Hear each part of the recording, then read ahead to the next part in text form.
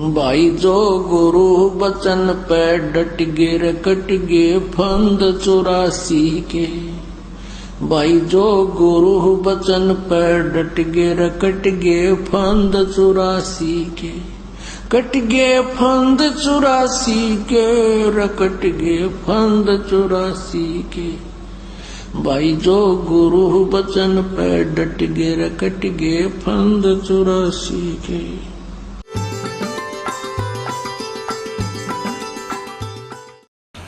बोलो सतगुरुदेव की जय। बंदी छोड़ कबीर परमेश्वर जी की जय। बंदी छोड़ गरीबदास जी महाराज जी की जय। स्वामी रामदेवानंद जी गुरु महाराज जी की जय।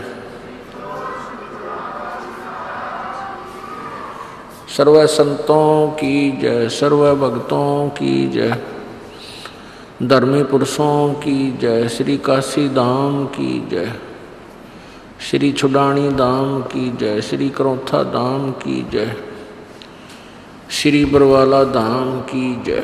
सत साहिब गरीब नमो नमो सतपुरुष को नमस्कार गुरु की नहीं। सुर नर मुनिजन साधुआं संतों सर्वसदी नहीं। सतगुरु साहेब संत सब दंडोतम प्रणाम। आगे पीछे मज हुए तिनको जा कुर्बान। नराकार निर्विषम काल जाल वैबंधनम निर्लेपम निज निर्गुणम अकल अनुबेशोन्दनम। सोहम सुरति समाप्तम सकल समाना नीरतलय उज्ज्वल हिरंबर हरदमम बेपरवा अथा है वार पार नहीं मज्जतम। गरीब जो सुमरे सिद्ध होई गणनायक गलता ना करो अनुग्रह सोई पारस पद परवाना। आदि गणेश मनाऊं गणनायक देवन देवा चरण कमलो लाऊं आदंत करूं सेवा। परम शक्ति संगीतम रिद्धि सिद्धाता सोई अवगत गुण अतीतम सत्य पुरुष निर्मोही जगदम्बा जगदीशम। मंगल रूप मुरारी तन मन अर्पों शीशम भक्ति मुक्ति भंडारी। सुर नर मुनि जन ध्यावे ब्रह्मा विष्णु महेशा शेष सहस मुख गावे पूजे आदि गणेशा। इंद्र कुबेर सरीखा वरुण धर्म राय जावे समरथ जीवन जी का मन इच्छा फल पावे। 33 कोटि आधारा जावे शेष 88 उतरे भव जल पारा कट है यम की फांसी। 33 कोटि आधारा जावे शेष 88 उतरे भव जल पारा कट है यम की फांसी।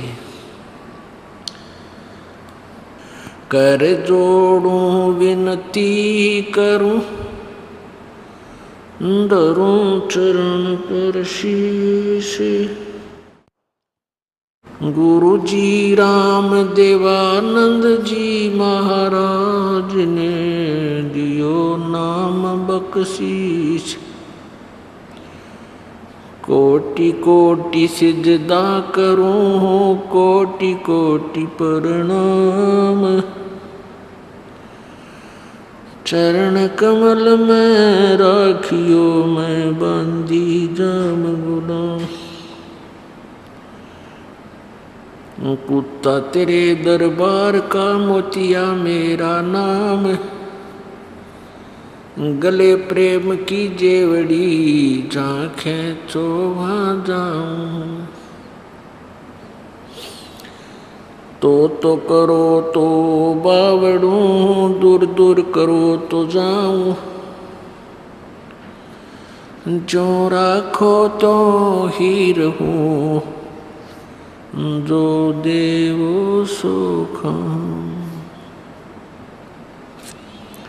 जय इब के सतगुरु मिले सब दुख आँखों रोए। चरणों ऊपर शीश धरूं कहूँ जो केड़ी हो कबीर साईं मिलेंगे। पूछेंगे कुशलातु, आद अंत की सब कहूँ, अपने दिल की बात गुरुजी तुम ना बोलियो।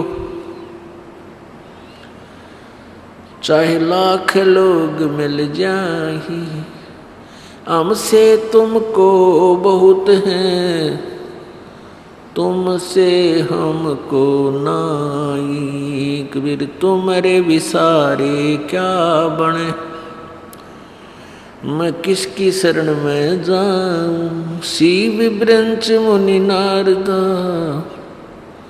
तिनके हृदय न समाऊं। अब गुण किए तो बहुत किए, करत न मानी आरे।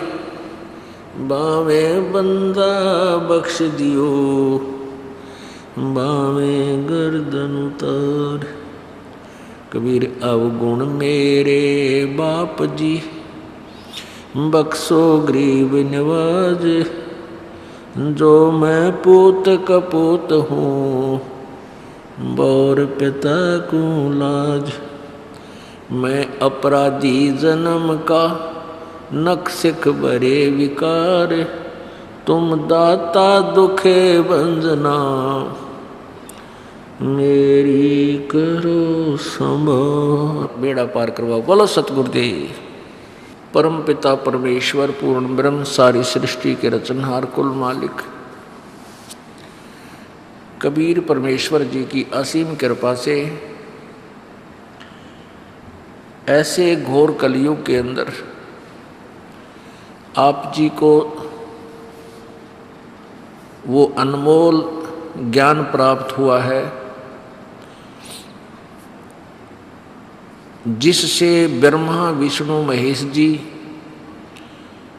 और ऋषि जी और वो पुण्यात्मा जो परमात्मा को चाह रही है वो वंचित थी, वंचित हैं। और इस तत्वज्ञान के और इस भक्ति विधान के अतिरिक्त जो भी साधनाएं हम करते हैं वो शास्त्र विरुद्ध होने के कारण आप जी को कोई लाभ नहीं देती। आप जी काल के जाल में ही फंसे रह जाते हो। अब आपको वो मार्ग मिल गया जिससे आप अपने उस स्थान पर चले जाओगे जहाँ से आप आए हो। वो स्थान कौन सा है, कहाँ है? वो स्थान सत्यलोक है, वो सनातन परम धाम है, वो अमर लोक है, वो सत्यलोक है। उसको अविनाशी स्थान भी कहते हैं, सत्य स्थान। रतधामा भी कहते, रतधाम भी कहते हैं उसे। अभी तक आपने इस 28 से आज 30 तक के सत्संग में आपने सुना कि हमारे सद्ग्रंथ हमें क्या संदेश दे रहे हैं। आंखों भी देखा, आपको उन पवित्र सद्ग्रंथों से रूबरू भी कराया गया।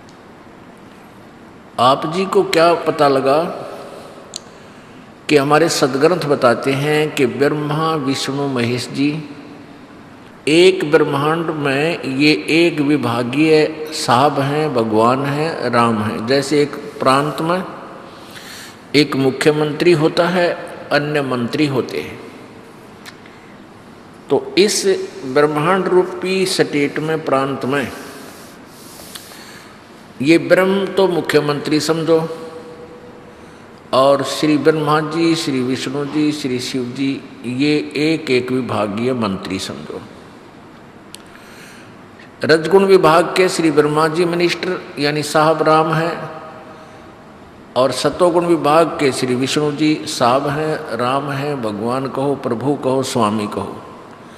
और तमोगुण विभाग के श्री शिव जी स्वामी हैं, राम हैं, साहब हैं, एक मंत्री हैं।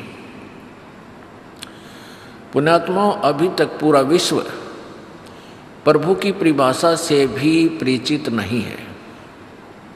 जब तक ये तत्व ज्ञान हमें नहीं मिला था तब तक हमारी अध्यात्म ज्ञान की बुद्धि ऐसी थी जैसे आज से 60-50 वर्ष पहले हिंदुस्तान के अंदर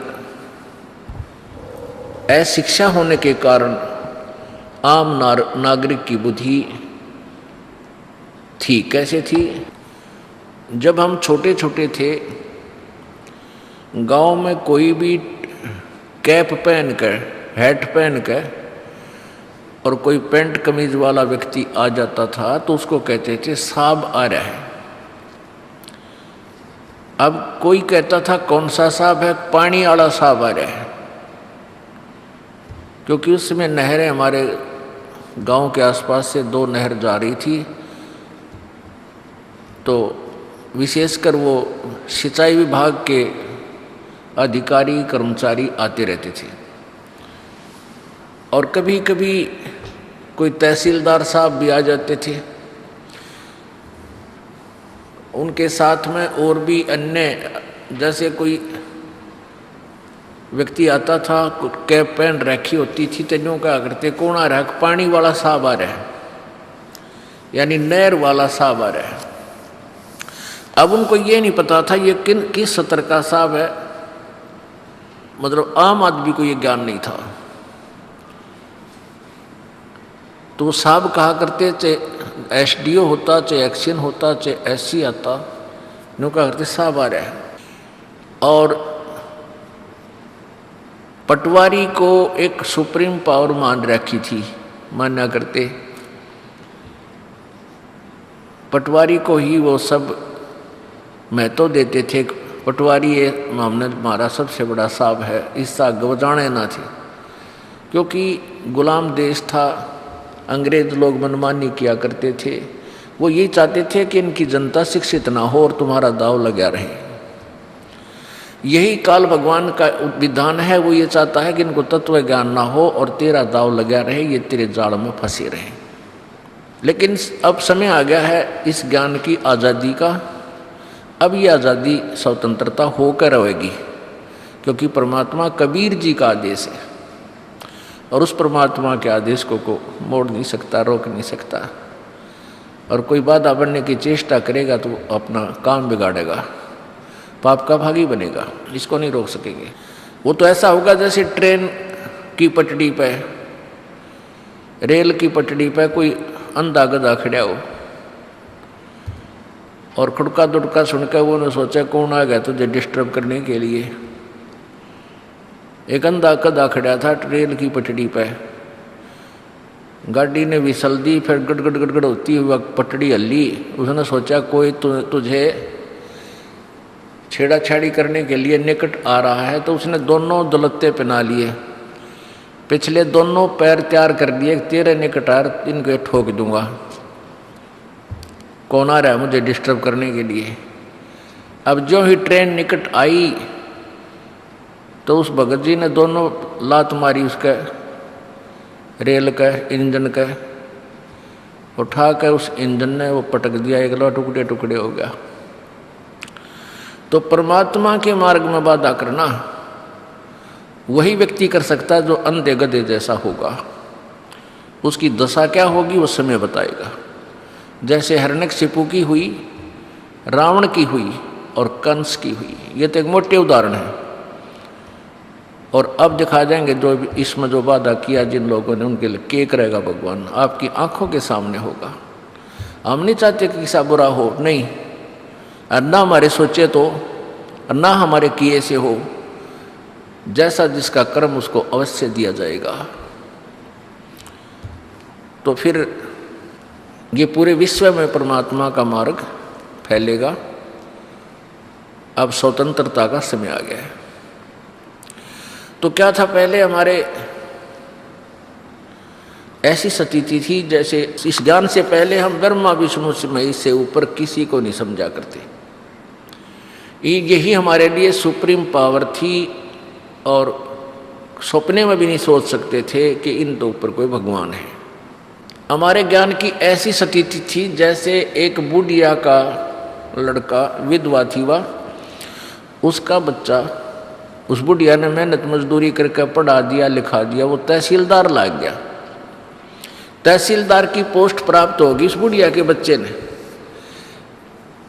अब वो लड़का तहसीलदार की पोस्ट को ज्वाइन करके घर में आया, अपनी माता से कहा, माँ आज आपकी मेहनत सफल होगी, आज तक आपने अपने बेटे की पढ़ाई लिखाई में बहुत कुछ मेहनत मजदूरी करके कष्ट उठाया।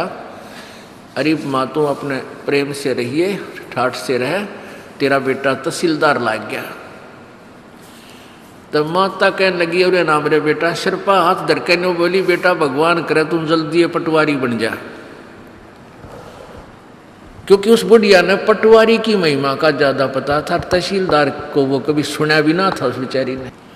तो उस बुढ़िया ने तहसीलदार से बड़ा पटवारी दिखा था, जबकि तहसीलदार के नीचे तो बहुत और स्टाफ आ जाता है। तो आज तक हम ब्रह्मा विष्णु महेश को इतनी सुप्रीम पावर मान रहे थे। एक बार एक चुटकुला आया था एक समाचार पत्र में, उसमें एक बार क्या हुआ कि कुछ मंत्री थे,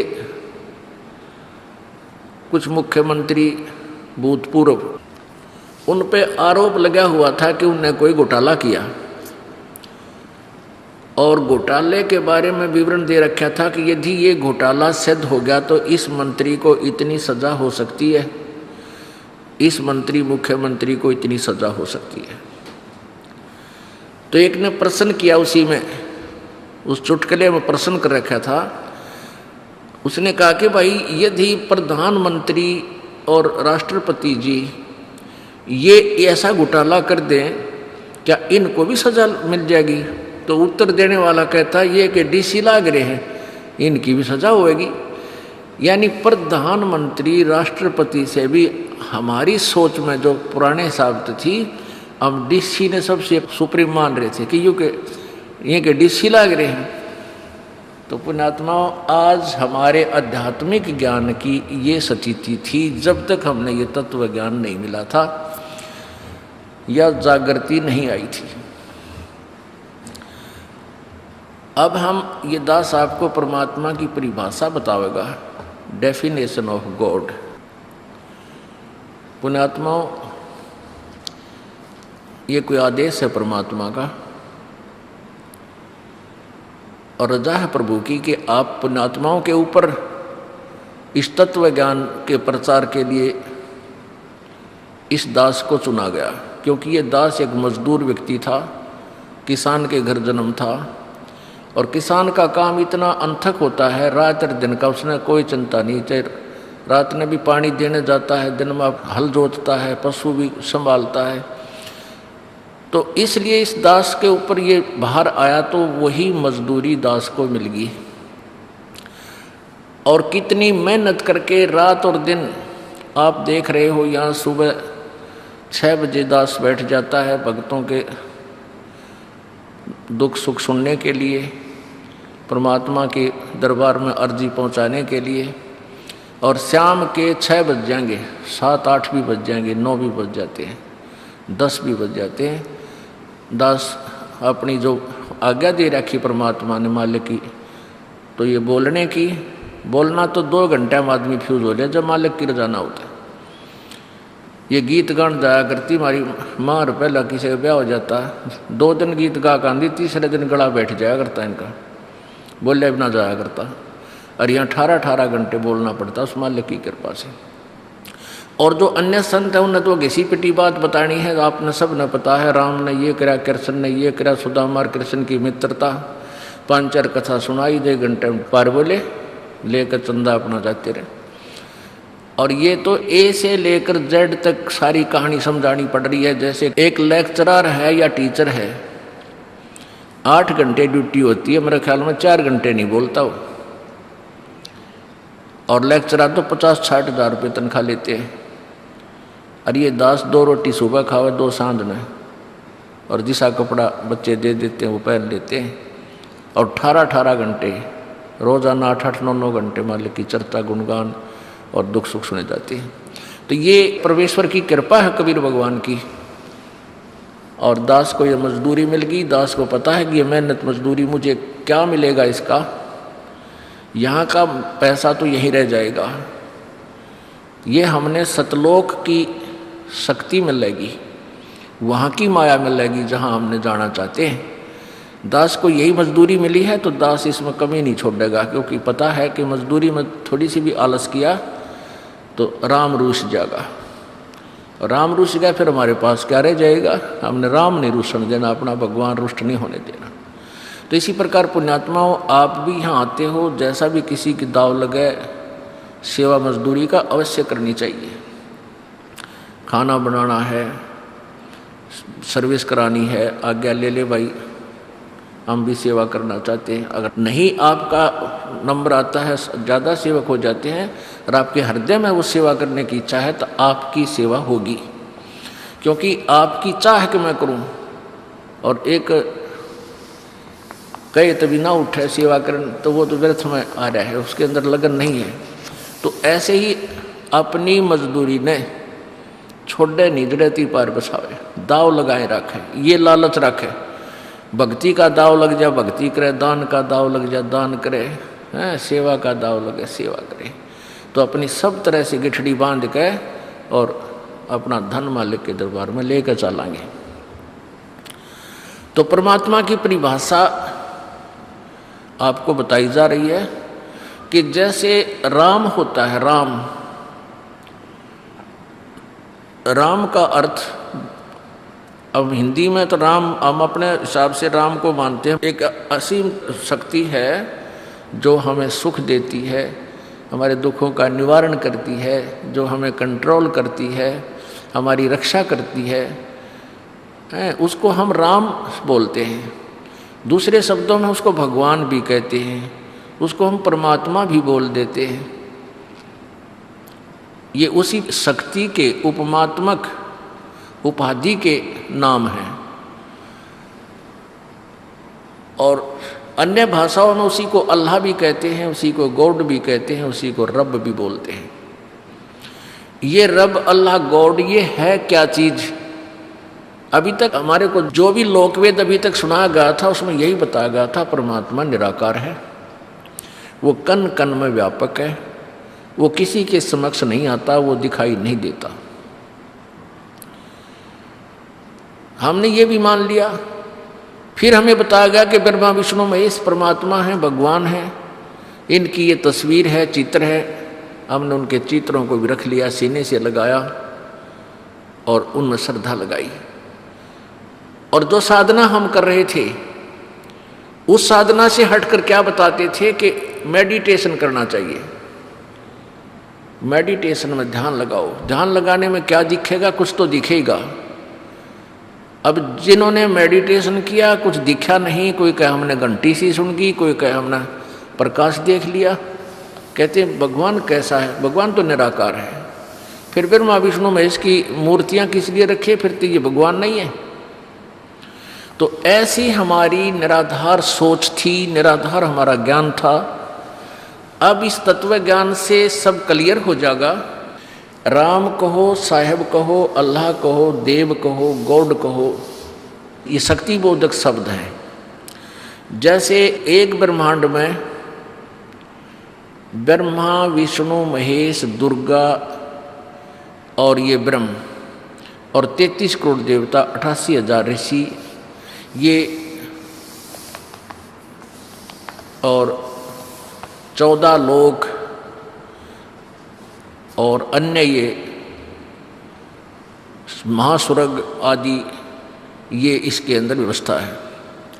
9 लाख तारे, चांद, सूर्य, ये एक ब्रह्मांड के अंदर ऐसी व्यवस्था है। तो एक ब्रह्मांड में इन 3 लोक में, पृथ्वी लोक पे, नीचे पाताल लोक पे तथा स्वर्ग लोक में ब्रह्मा विष्णु महेश जी एक एक विभाग के राम हैं, स्वामी हैं। रजगुण विभाग के ब्रह्मा जी, सतगुण विभाग के विष्णु जी, तमगुण विभाग के शिव जी। ये इतने राम हैं। जैसे एक प्रांत में एक प्रांतीय मंत्री होता है, जैसे एक होम मिनिस्टर होता है, एक इरिगेशन पावर मिनिस्टर हो जाता है, एक वित्त मंत्री होता है, ऐसे मंत्री होते हैं। तो ये एक ब्रह्मांड में ये 3 मंत्री हैं और 3 मंत्री साहब हैं। ये भी राम हैं, ये भी साहब हैं, देव हैं।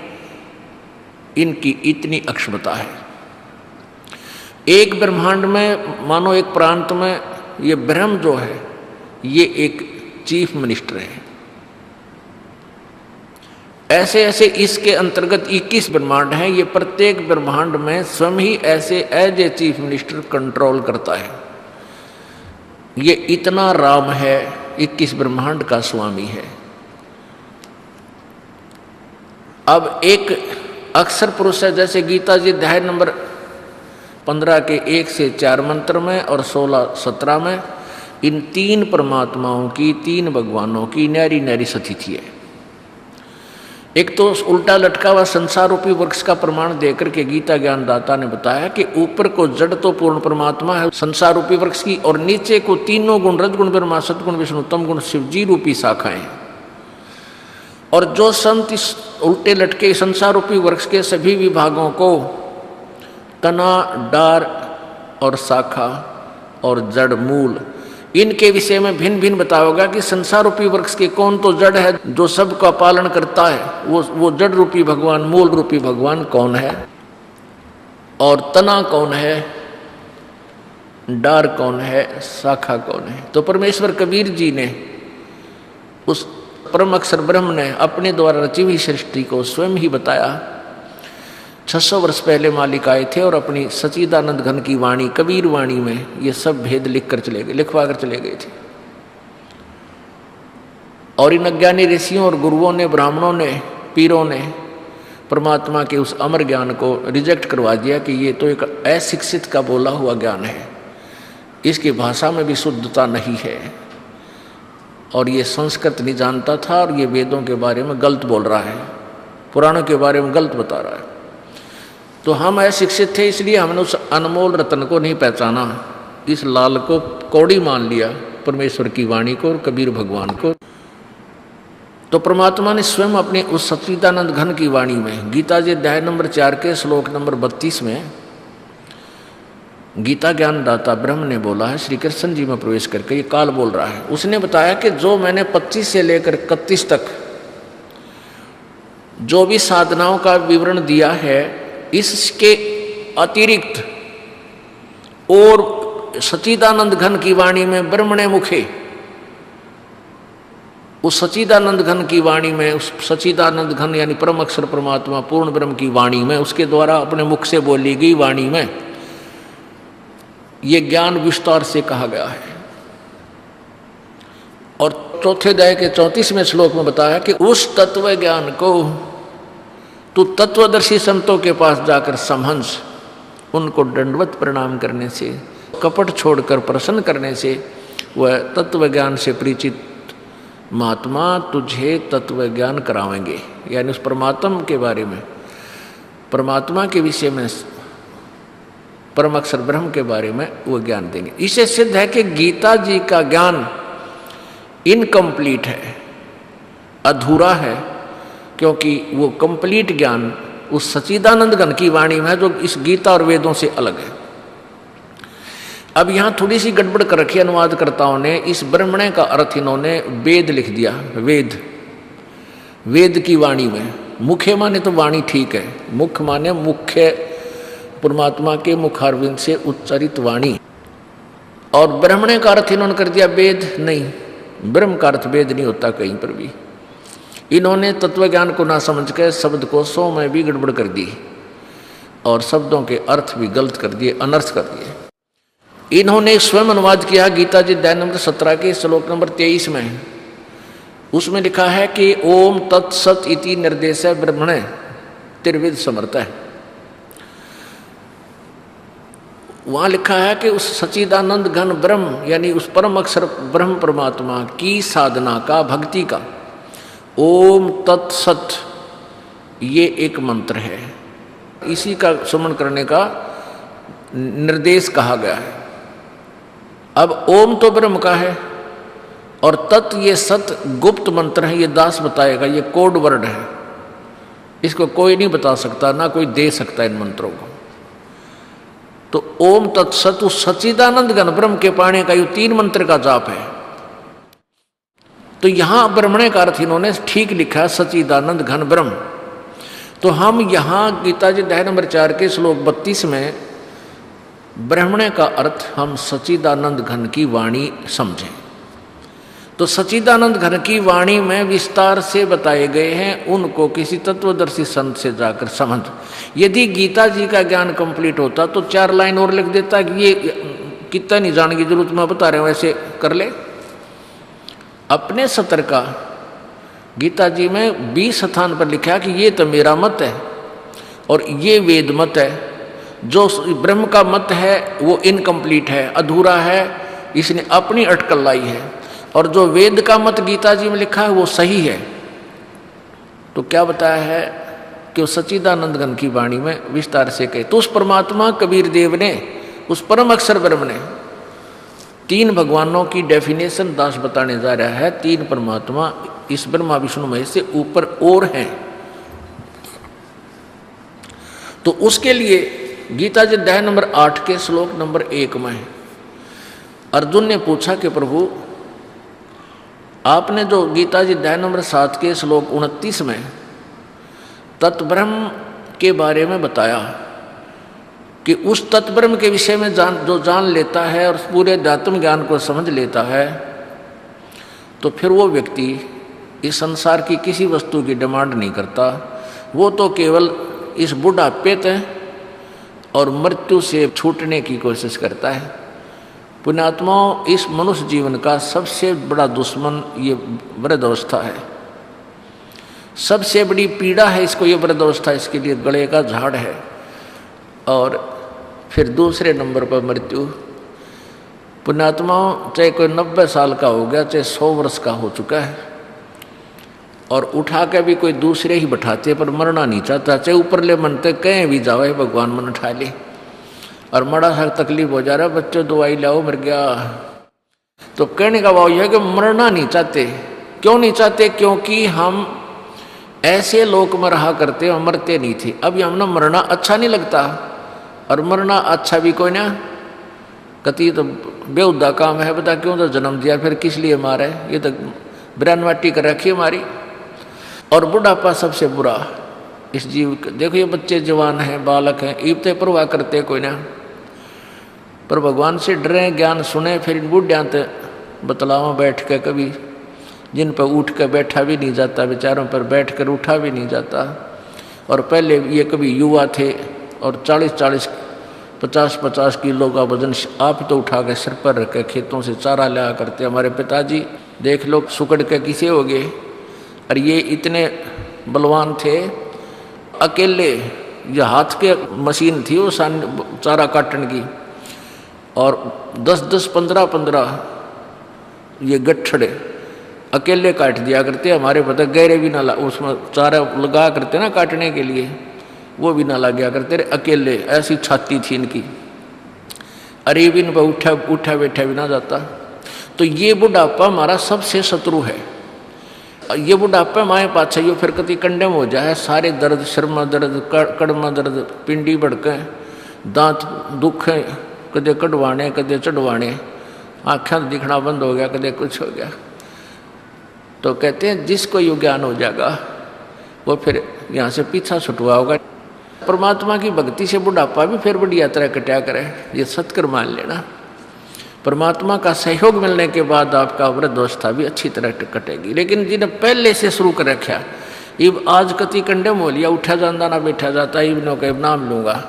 नाम लेना तो अच्छी बात है, क्योंकि उससे बहुत सहयोग मिलेगा उसको। बुढ़ापे में भी नाम ले लेना चाहिए, चाहे कति अंतिम सांस रह रहा हो तो भी सारा मिलेगा, फिर मनुष्य जीवन मिल जाएगा उसको नेक्स्ट शीघ्र ही।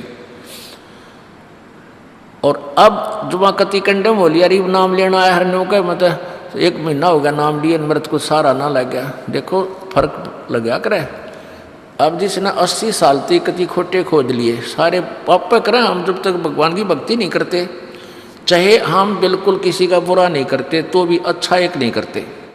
और पाप आपको बता, इस पृथ्वी ऊपर पग जो 12 करोड़ जीव एक दिन में मारे, ये पाप नारे लिखे जाते थे, हमने ना पता हो कि हम ये पाप कर रहे हैं, ये यहाँ का विधान है। लेकिन जो पहले से भक्त लगे हुए हैं और फिर उनकी वृद्धावस्था आवेगी, जब सच्चे जलते लग रहे, डुप्लीकेट लगेंगे तो शायद फल मिलेगा। यानी सच्चे हृदय थे, समर्पण करके डर का भगवान तो भक्ति करे, नियम रखे, फिर उनको बुढ़ापा दुखी नहीं कर सकता। ये गारंटीड बात है। चाहे किसी तरह करे परमात्मा उसकी सौ व्यवस्था कर देगा। अब बूढ़े आदमी न्यू सोचेंगे, कोई बूढ़ा व्यक्ति मान ले नाम लेना चाहे, न्यू सोचा भाई क्या बनेगा, हम तो बूढ़े हो गए। और महाराज जी भी कहें भाई जो कति लास्ट में नाम लेगा उसको तो विशेष लाभ नहीं मिलेगा। विशेष का तात्पर्य है कि देखो, एक तो आदमी 10 साल से भक्ति कर रहा है और एक जमा कति कंडम हो लिया, सब तरह से दुख पा लिया, वृद्धावस्था ली, फिर उसको कहते हैं ले नाम ले ले, तो कुछ दिन तो फिर भी आनाकानी करता हुआ व्यक्ति, क्योंकि उसको ज्ञान को नहीं वो परमात्मा के विषय में, तो फिर वो नाम ले भी लेता है, तो वो श्रद्धा उसकी नहीं बन पाती। जैसे कहते हैं रण भक्ति और दान तीनों काम जवान। तो जो बुढ़ापे में अब इंसान कति कंडम हो रहा नाम लेगा तो उसको थोड़ा सा अभी समय लग जाएगा, भक्ति करने से सहारा तो मिलेगा, लेकिन जो पहले से भक्ति करते आ रहे हैं उनको आप देखना, उनका चेहरा न्यारा खिला रहेगा और लाभ उसको भी होगा, लेकिन उनकी तुलना में इतना नहीं हो पाएगा, फिर भी सहारा मिलेगा। एक वृद्ध व्यक्ति था, सत्संग सुन रहा था, दास ने सत्संग किया, भाई ऐसे ऐसे भक्ति ना करने से ऐसे आपत्तियाँ आवेंगी, बुढ़ापा बुरी तरह तंग करेगा। तो बूढ़ा हो रहा था, उस समय लगभग 65 साल की उम्र थी उसकी। तो सत्संग 3 दिन हम गांव में करते थे, उसने सत्संग सुना, दूर बैठ के अपने घर पर हुक्का पी और सत्संग सुना। अगले दिन वो शाम को सत्संग के उपरांत आ गया। जब हमने सत्संग कर लिया, जब वो बूढ़ा आ गया, 2 दिन सत्संग सुना, अगले दिन उसने आकर और आँखें में पानी भर लिया बैठ के मेरे पास। जिसके हम सत्संग कर रहे थे उन्हीं का पिताजी था वो, और वो सत्संग का विरोधी था, मेहनती आदमी था, किसान था। वो कह रहा था कि हमारे घर पर 2 किले थे, मैंने 10 किले बना दिए इन बालकों की खातिर। फिर सारी कहानी बताई। तो उसने कहा महाराज जी मैंने तो आज आपका ज्ञान सुना, जिंदगी में पहली बार ये वचन सुने, और मैं तो सत्संग का विरोधी था। आज मेरा तो कलजा पाट रहा, रात की नींद नहीं आई मुझे। जो ज्ञान आपने सुनाया भी ऐसी दुर्गति जीव की होगी जिन्हें भक्ति नहीं करी। और आज से 20 साल पहले मैं सुनूँ तो ना मानूँ आपकी बात, क्योंकि शरीर जवान था और सारी बात ठीक ने भौंके हैं ऐसे कहते, पर आज मुझे सारी बातें जो आपने बताई मेरे अंदर से बीत चुकी हैं, और अब मेरी गिल के बनेगी। मैंने तो सारी उम्र तो हुक्का पिया, हुक्के का पाप बताया कि तम्बाकू से कितना पाप होता है प्राणी को, और सारी उम्र हलवाया इसमें भी पाप करे, और पुण्य कोई नहीं करा, बनता ही नहीं पुण्य कोई। तो मेरा केरा होगा, मैं तो मर गया कति। अब क्या मुझे भी लाभ मिल सकता है? तो इस दास ने बताया कि ऐसी कोई बात नहीं, आप नाम लो और सच्चे मन तो भक्ति करो, सुनाई होगी आपकी। तो वो कहने लगा ना जी मेरा क्या बना था, मेरा तब डोरा हाथ छूट ली। अब दास ने कहा कि छुट्टी कुछ ना बताई, आज 65-70 की तेरी उम्र है और शरीर भी ठीक सा ही लग रहा है, हो सकता है 2-4 साल 10 साल मालिक तेरा एक्सटेंशन कर दे, तो भक्ति तो शुरू कर, एक्सटेंशन कर देगा भगवान तेरी आयु को, यदि सच्ची लगन तक करेगा तो। अब वो तो कति सारे उस निकल चुका था सब क्रियाओं में से, एक एक बात सच्ची जच्चे थी जो दास बताओ था, जो सत्य ही थी। तो उन्होंने बोला जी, फिर रोने लग गया कि मेरी तो बात ना बने, बात गई मेरे हाथ से छूट गई। परमात्मा का जो ज्ञान था, दास ने बताया कि जैसे कुएं में बाल्टी पड़ती हो, पहले क्या होता था 100 फुट गहरे कुएं खोदा करते, 120 फुट लंबा उसका रस्सा बांध कर जब पानी खींचा करते नो चले जाते इतनी दूर ताई, और एक बाल्टी पकड़नी उड़ा खड़ा रहा करता। तो दास ने उदाहरण दिया कि जैसे कुएं में बाल्टी हाथ छूट गई, वो रस्सा छूट गया, रस्सा घिसरता हुआ जा रहा है। वो 100 फुट में घिसरते घिसरते भी टाइम लग गया करता उसने पूरा कुएं में जाने में, हाथ से छूट गया तो कुएं में गिर जाता, फिर वो ना बाल्टी मिल रहा ना पानी, वो गया हाथ से छूट गया। तो दास ने वो बताया कि जैसे कुएं में बाल्टी पड़ती हो और वो रस्सा घिसरता हुआ जा रहा है और भाग दौड़ के और उसको पकड़ने की चेष्टा करे और 1 फुट का भी शेष रह रहा वो पड़ते पड़ते कुएं में जाते जाते और वो मिल गया, वह पूछड़ी भी ठागी तो भी कुछ भी ना गया, बाल्टी भी वापस और पानी भी मिला।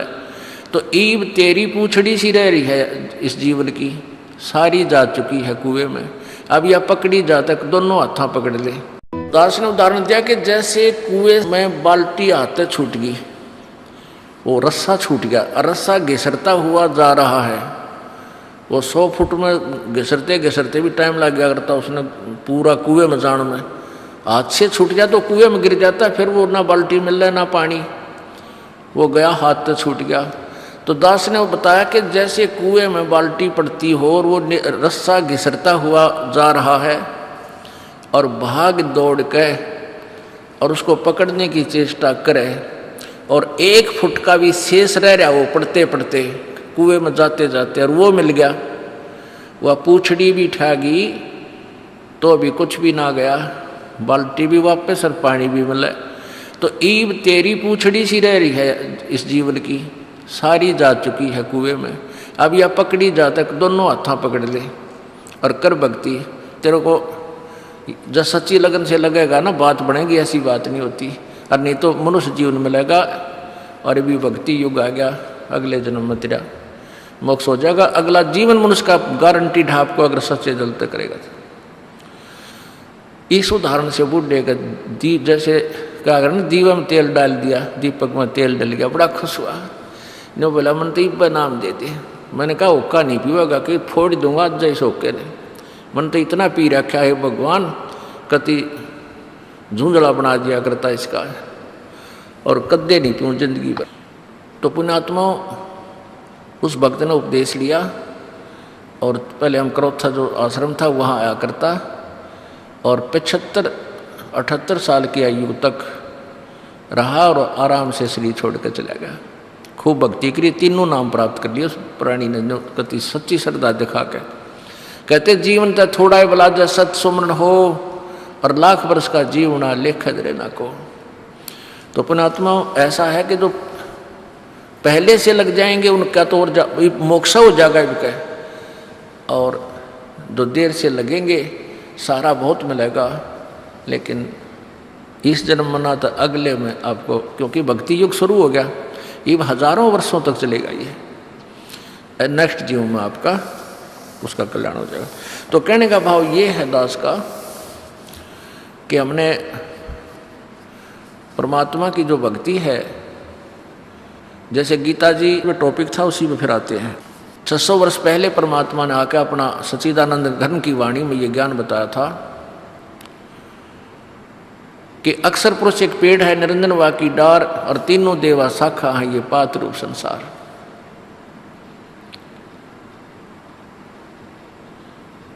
सारा एक ही सेंटेंस में, एक ही अमरवाणी की एक श्लोक में या 15वां अध्याय कह दिया, परमात्मा ने बोल दिया। ये कोड वर्ड होते हैं और कोड वर्ड को तत्वदर्शी संत ही समझा सकता है।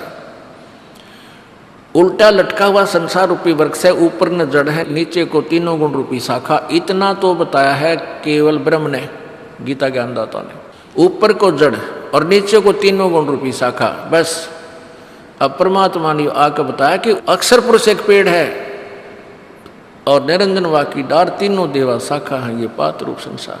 अब ये अक्षर पुरुष क्या है, अक्षर पुरुष क्या है, परम अक्षर पुरुष क्या है और सर पुरुष क्या है, इसके विषय में चर्चा चल रही थी कि गीता जी अध्याय नंबर 8 के श्लोक नंबर 1 में अर्जुन ने पूछा परमात्मा, वो तत्परम कौन सा है प्रभु, जिसको जानने के बाद फिर बुढ़ापे और इस मृत्यु के दुख से छूटने की ही प्राणी प्रयत्न करता है, चेष्टा करता है।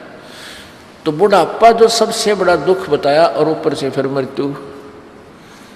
तो जब आपको ये पता चलेगा कि कितना कष्ट है इस प्राणी को, फिर आप इस बुढ़ापे और मृत्यु को पुनः प्राप्त करना नहीं चाहोगे। अभी तो आपने एक रूटीन मान रखा है, कि वे मरना जीना तो लाग रहा है, और सभी कहें भाई जन्म हुआ वो मरे भी मर गया, उसका जन्म भी होगा, क्योंकि यहाँ तक का यही विधान है ब्रह्म तक का।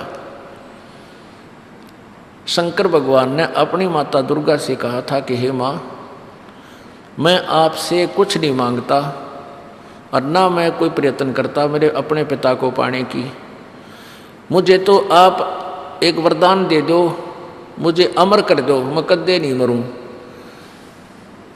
तब दुर्गा ने कहा बेटा ये नहीं हो सकता, जो जन्म गया उसकी मृत्यु होगी, जो मृत्यु होगी पुनर्जन्म जरूर होगा, ये विधान है, इसको मैं परिवर्तन नहीं कर सकती इसमें।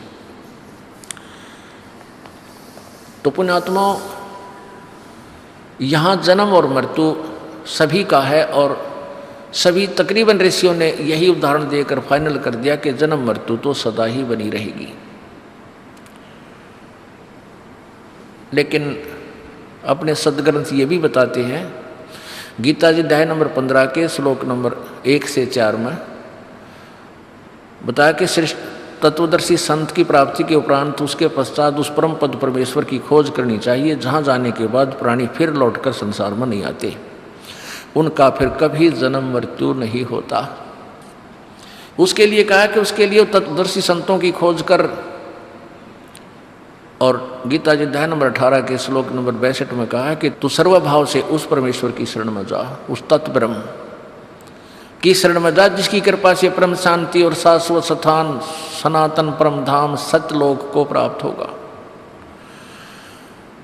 तो गीता जी अध्याय नंबर 8 के श्लोक नंबर 1 के प्रश्न का उत्तर गीता जी अध्याय नंबर 8 के श्लोक नंबर 3 में गीता ज्ञानदाता ने कहा कि वो परम अक्षर ब्रह्म है।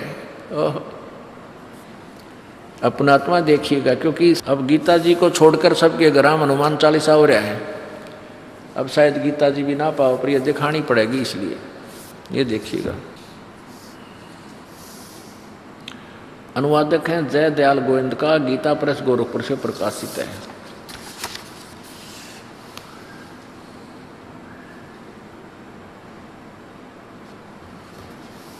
अध्याय नंबर 7 का मंत्र 29 दिखाते हैं आपको। पहले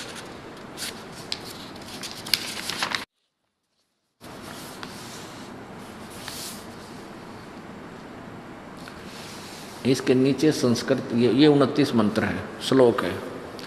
7 में जाएगा, जरा मरण मोक्षाय माम आश्रित्य, जरा मरण मोक्षाय माम आश्रित्य यतन्ति ये ते ब्रह्म तत्विदु, ब्रह्म तत्व ब्रह्म को च ब्रह्म तत्व कहो, विदु कृष्णम अध्यात्मम कर्म च अखिलम। इसका उत्तर यहाँ दिया है। अब गीता ज्ञानदाता कहता है कि जो ज्ञान मैं तुझे दे रहा हूं कि तत्वदर्शी संत की खोज कर ले, ये लिखा है जो मेरे शरण होकर जरा और मरण से छूटने के लिए प्रयत्न करते हैं वे पुरुष, तत्व माने उस, और ब्रह्म माने ब्रह्म को। ये देखिएगा, तत्व ब्रह्म उस ब्रह्म को, तत्व ब्रह्म उस ब्रह्म को, संपूर्ण अध्यात्म को तथा संपूर्ण कर्मों को जानते हैं। जो मेरे शरण होकर, जरा माने बुढ़ापा और मरण माने मृत्यु, जो जरा और मरण से छूटने के लिए प्रयत्न करते हैं वे पुरुष, वो भक्त तत्व ब्रह्म उस ब्रह्म को, संपूर्ण अध्यात्म को और संपूर्ण कर्मों को जानते हैं। अब मेरे आश्रित का अर्थ है कि जैसे गीता जी अध्याय नंबर 4 के श्लोक नंबर 32 और 34 में कहा है कि उस तत्व ज्ञान को तत्वदर्शी संतों के पास जाकर समझ, कि इस बात ने तू समझ लेगा, इस पर आश्रित हो जाएगा, फिर तत्व ज्ञान के आधार से तू उस तत्ब्रह्म को समझ लेगा, वो कौन है, क्या शक्ति है और कैसे उसकी प्राप्ति होती है। तो फिर जरा और मरण से, जरा माने बुढ़ापा और मरण माने मृत्यु से ही छूटने का प्रयत्न करता है। तो इसे सिद्ध है कि गीता ज्ञान दाता ब्रह्म से कोई और है, अन्य है, वो परम अक्षर ब्रह्म। अब दास आपको डेफिनेशन ऑफ गॉड बता रहा है। अब देखो 8वें अध्याय के प्रथम मंत्र में, अब यहाँ ये 29वां मंत्र आपने देखा, इसमें 30 मंत्र हैं 7वें अध्याय में, ये यहाँ समाप्त होगी 30वां। और यहाँ 8वां अध्याय शुरू होता है। इसके प्रथम मंत्र में अर्जुन ने पूछा किम तत्परम किम अध्यात्म किम कर्म पुरुषोत्तम, वो केतध्याम, वो तत्परम कौन है, क्या ये अध्यात्म और वो कर्म कौन से हैं जो करने ना करने चाहिए। अधिभूत च किम प्रोक्तम अधिदेवम किम उच्यते, तो यहाँ उसका उत्तर दिया है तीसरे मंत्र में 8वें अध्याय के तीसरे श्लोक में, वह परम अक्षर ब्रह्म, वह परम अक्षर ब्रह्म है, वो तत्परम परम अक्षर ब्रह्म है। अब 3 परमात्माओं के विषय में जानकारी दी जा रही है, डेफिनेशन ऑफ गॉड बताई जा रही है, परिभाषा प्रभु की। तो सबसे पहले तो हम अपने जिन सदग्रंथों को प्रमाणित मानते हैं उन्हीं से हम आगे चल सकते हैं। यदि आप जी पवित्र हिंदू धर्म के पवित्र आत्माएं ये इस ज्ञान को जो दास मौखिक सुनाया करता था तब तक नहीं मान सकते जब तक आप इन सदग्रंथों में आँखों प्रमाण नहीं देख लोगे। और आँखों देखने के बाद भी नहीं मानता, वो तो कति मूड बताया है। परमात्मा कहते हैं जिन चातुर प्राणियों ने, इन नकली संतों ने चतुरता दिखाकर झूठे ज्ञान पर आपको आधारित कर दिया और फिर तत्व ज्ञान आपके समक्ष है, फिर भी वो नहीं मानते कि नहीं हम तो वो पूजा करेंगे, उन्हीं देवताओं को मानेंगे। उनके विषय में परमेश्वर ने अपनी सच्चिदानंद घन की वाणी में कहा कि वो चातुर प्राणी चोर हैं, वो संत, वो चतुर आदमी थे जो झूठ बोल कर गुमराह कर गए आपको, और मूढ़ मुग्ध हैं ठोठ जो, और संतों के नहीं काम के, फिर उनको जो गलजोट, गलजोटना माने एक दूसरे का रस्सा बांध दिया ना, पशु का पशु ने पहले एक पशु का दूसरे को बांध दिया करते, फिर तीसरे ने, फिर चौथे ने। तो कहते हैं जो आँखों देखकर प्रमाणों को भी नहीं मानेंगे और नहीं हमारी शरण में आएंगे तो मूढ़ है ठोठ, उन्हें भक्ति ना चाहिए, बकवास चाहूँ तो वो हमारे काम के नहीं, वो उन्हीं के पास ठीक है, एक का नरक में चले जाएंगे, गुरु वीर शेष भी। अब देखिएगा इसी पवित्र गीता जी के अंदर ये 3 परमात्मा है। गीता ज्ञानदाता ब्रह्म है, ये 21 ब्रह्मांड का प्रभु है, स्वामी है, राम है। ये 21 ब्रह्मांड का स्वामी है और ये इसको क्षरब्रह्म, सर्वब्रह्म, हम जैसे शुद्ध बोल रहे तो क्षरब्रह्म, क्षर अक्षय और रय, क्षर क्षरब्रह्म, हम संत भाषा में इसको क्षरब्रह्म, और जो 7 संख ब्रह्मांड का प्रभु स्वामी है उसको अक्षर ब्रह्म, उसको अक्षर ब्रह्म भी बोलते थे, अक्षर ब्रह्म। और जो ओवरऑल कंट्रोलर है, सबका मालिक है, इन 21 ब्रह्मांडों पर भी प्रभु है और इस ब्रह्म पर भी मालिक है और अक्षर पुरुष पर भी मालिक है, वो परम अक्षर पुरुष, परम अक्षर ब्रह्म। गीता जी अध्याय नंबर 8 के मंत्र नंबर 1 का उत्तर 3 में देते हुए जिसमें बताओ परम अक्षर ब्रह्म है। अब इसको परम अक्षर ब्रह्म कहें चाहे परम अक्षर पुरुष कहें, पुरुष माने भी ब्रह्म, ब्रह्म माने परमात्मा भगवान, तो ब्रह्म जो है तो इसको सर्वब्रह्म कहें। वैसे ये सर्वब्रह्म है लेकिन हम इसको सीधा ब्रह्म कहने लगे क्योंकि ये यहाँ का स्वामी है।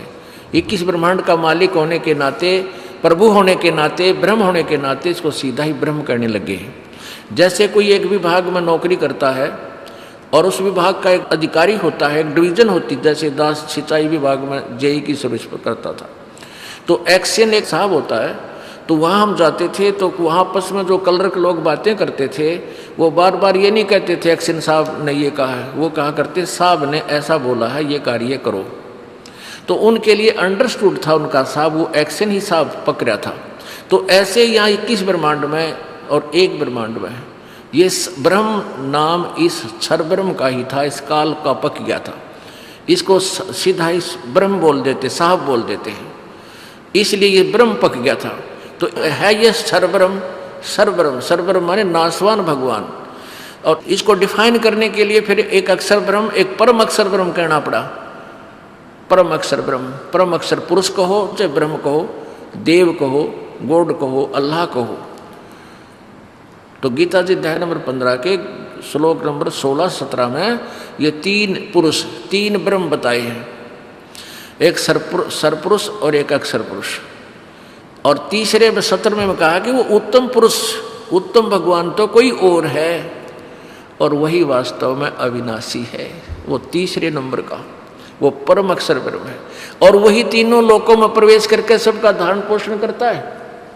वो अविनाशी परमात्मा है वास्तव में। अब देखिएगा ये उल्टा लटका हुआ संसार रूपी वृक्ष। उसके बाद आपके गीता जी अध्याय नंबर 15 श्लोक नंबर 16-17 आपका समझ में आओगे। ये देखिएगा, पुण्यात्माओं, हम एक रोजी रोटी के लिए कितना बच्चों को भेजते हैं। वो एक अध्यापक 365 दिन तक एक ही क्लास में पढ़ाता रहता है, तब जाकर उनको ज्ञान समझ में आता है। इसी प्रकार इस तत्व ज्ञान को आपने रह कर समझना सुनना पड़ेगा। ये देखिएगा, ये एक संसार रूपी वृक्ष है। गीता जी अध्याय नंबर 15 के श्लोक नंबर 1 से 4 तक का और 15-16 का इससे निर्णय होगा। तो परमात्मा कबीर जी ने बताया कि अक्षर पुरुष एक पेड़ है। जैसे जमीन से बाहर जो दिखाई देता है उसको हम पेड़ बोलते हैं, उसको हम पेड़ बोलते हैं। और नीचे जड़ किसे दिखाई देती नहीं तो ऊपर के हिस्से को पेड़ बोलते हैं। अक्षर पुरुष एक पेड़ है। ये तना जो है ये अक्षर पुरुष है, इसको परब्रह्म भी बोलते हैं, अक्षर पुरुष। और निरंजन ये ज्योति निरंजन काल क्षर पुरुष क्षर ब्रह्म। और ये ज्योति निरंजन जो है ये ब्रह्म है, ये डार है। अक्षर पुरुष एक पेड़ है, निरंजन ये काल इस पेड़ की डार है और तीनों देवा शाखा है ये पात रूप संसार। और ये जड़ कौन है? ये स्वयं परम अक्षर ब्रह्म है। ये जड़ जो है ये स्वयं परम अक्षर ब्रह्म है। ये देखिएगा, ये है, ये क्षर ब्रह्म कहो क्षर पुरुष कहो, इसको ये डार है। क्षर पुरुष कहो तो अक्षर ब्रह्म कहो, ये काल ब्रह्म को ये बोलते हैं। ये तो डार है। और ये अक्षर पुरुष ये एक तना है, ये तना ये अक्षर पुरुष है। और तीनों देवा शाखा है, रजगुण ब्रह्मा, सतगुण विष्णु और तमगुण शिव जी। ये तीनों देवा शाखा हैं और ये पात रूप संसार। आप जी यहाँ पर हो, हम यहाँ पर हैं। तो इसमें है कि गीता जी अध्याय नंबर 15 के श्लोक नंबर 1 से 4 और 16-17 का आशय यानी इसका निर्णायक ज्ञान इसमें है। ये है पूर्ण ब्रह्म कबीर देव कबीर साहब, इसको परम अक्षर ब्रह्म भी बोलते हैं। ये मूल है, ये जड़ है इस उल्टे लटके हुए संसार रूपी वृक्ष की। ये परम अक्षर ब्रह्म है, इसको पूर्ण ब्रह्म कहो चाहे परमेश्वर कहो। और इसको यहाँ लिखा है परमात्मा की वो सच्चिदानंद घन की वाणी का एक श्लोक मंत्र। कबीर अक्षर पुरुष एक पेड़ है, निरंजन वाकी डार, तीनों देवा शाखा है ये पात रूप संसार। अब यहाँ देखिएगा कि एक ब्रह्मांड का चित्र है। अब ब्रह्मा विष्णु महेश जी की सचिथि से आप परिचित होंगे तब आपको पता चलेगा कि ये दास क्या बताना चाहता है। और इस तत्व ज्ञान से ही आप परिचित होगे, इस तत्व ज्ञान को समझो और सुनोगे तभी समझ में आएगी। ये एक ब्रह्मांड है, एक ब्रह्मांड का लघु चित्र। इसकी शेप जो है एलिपिकल है, अंडे जैसी है। एक ब्रह्मांड की जो शेप है ये एक अंडे जैसी है। इसको अंड भी बोलते हैं, अंड, अंडा, अंडाकार। और इस शरीर को भी पिंड बोल देते हैं। इस शरीर को पिंड बोलते हैं। तो पिंड के अंदर इस एक ब्रह्मांड के पूरा चित्रण है। अंदर इस शरीर के अंदर, इन कमलों के अंदर हम इस पूरे ब्रह्मांड को देख सकते हैं। जैसे टेलीविजन के ऊपर जहाँ से भी वो प्रसारण उसका हो रहा है वो सब दिखाई दे जाता है। ऐसे हमारे अंदर चैनल, एक अंड कहो ब्रह्मांड कहो और पिंड इस शरीर को बोलते हैं।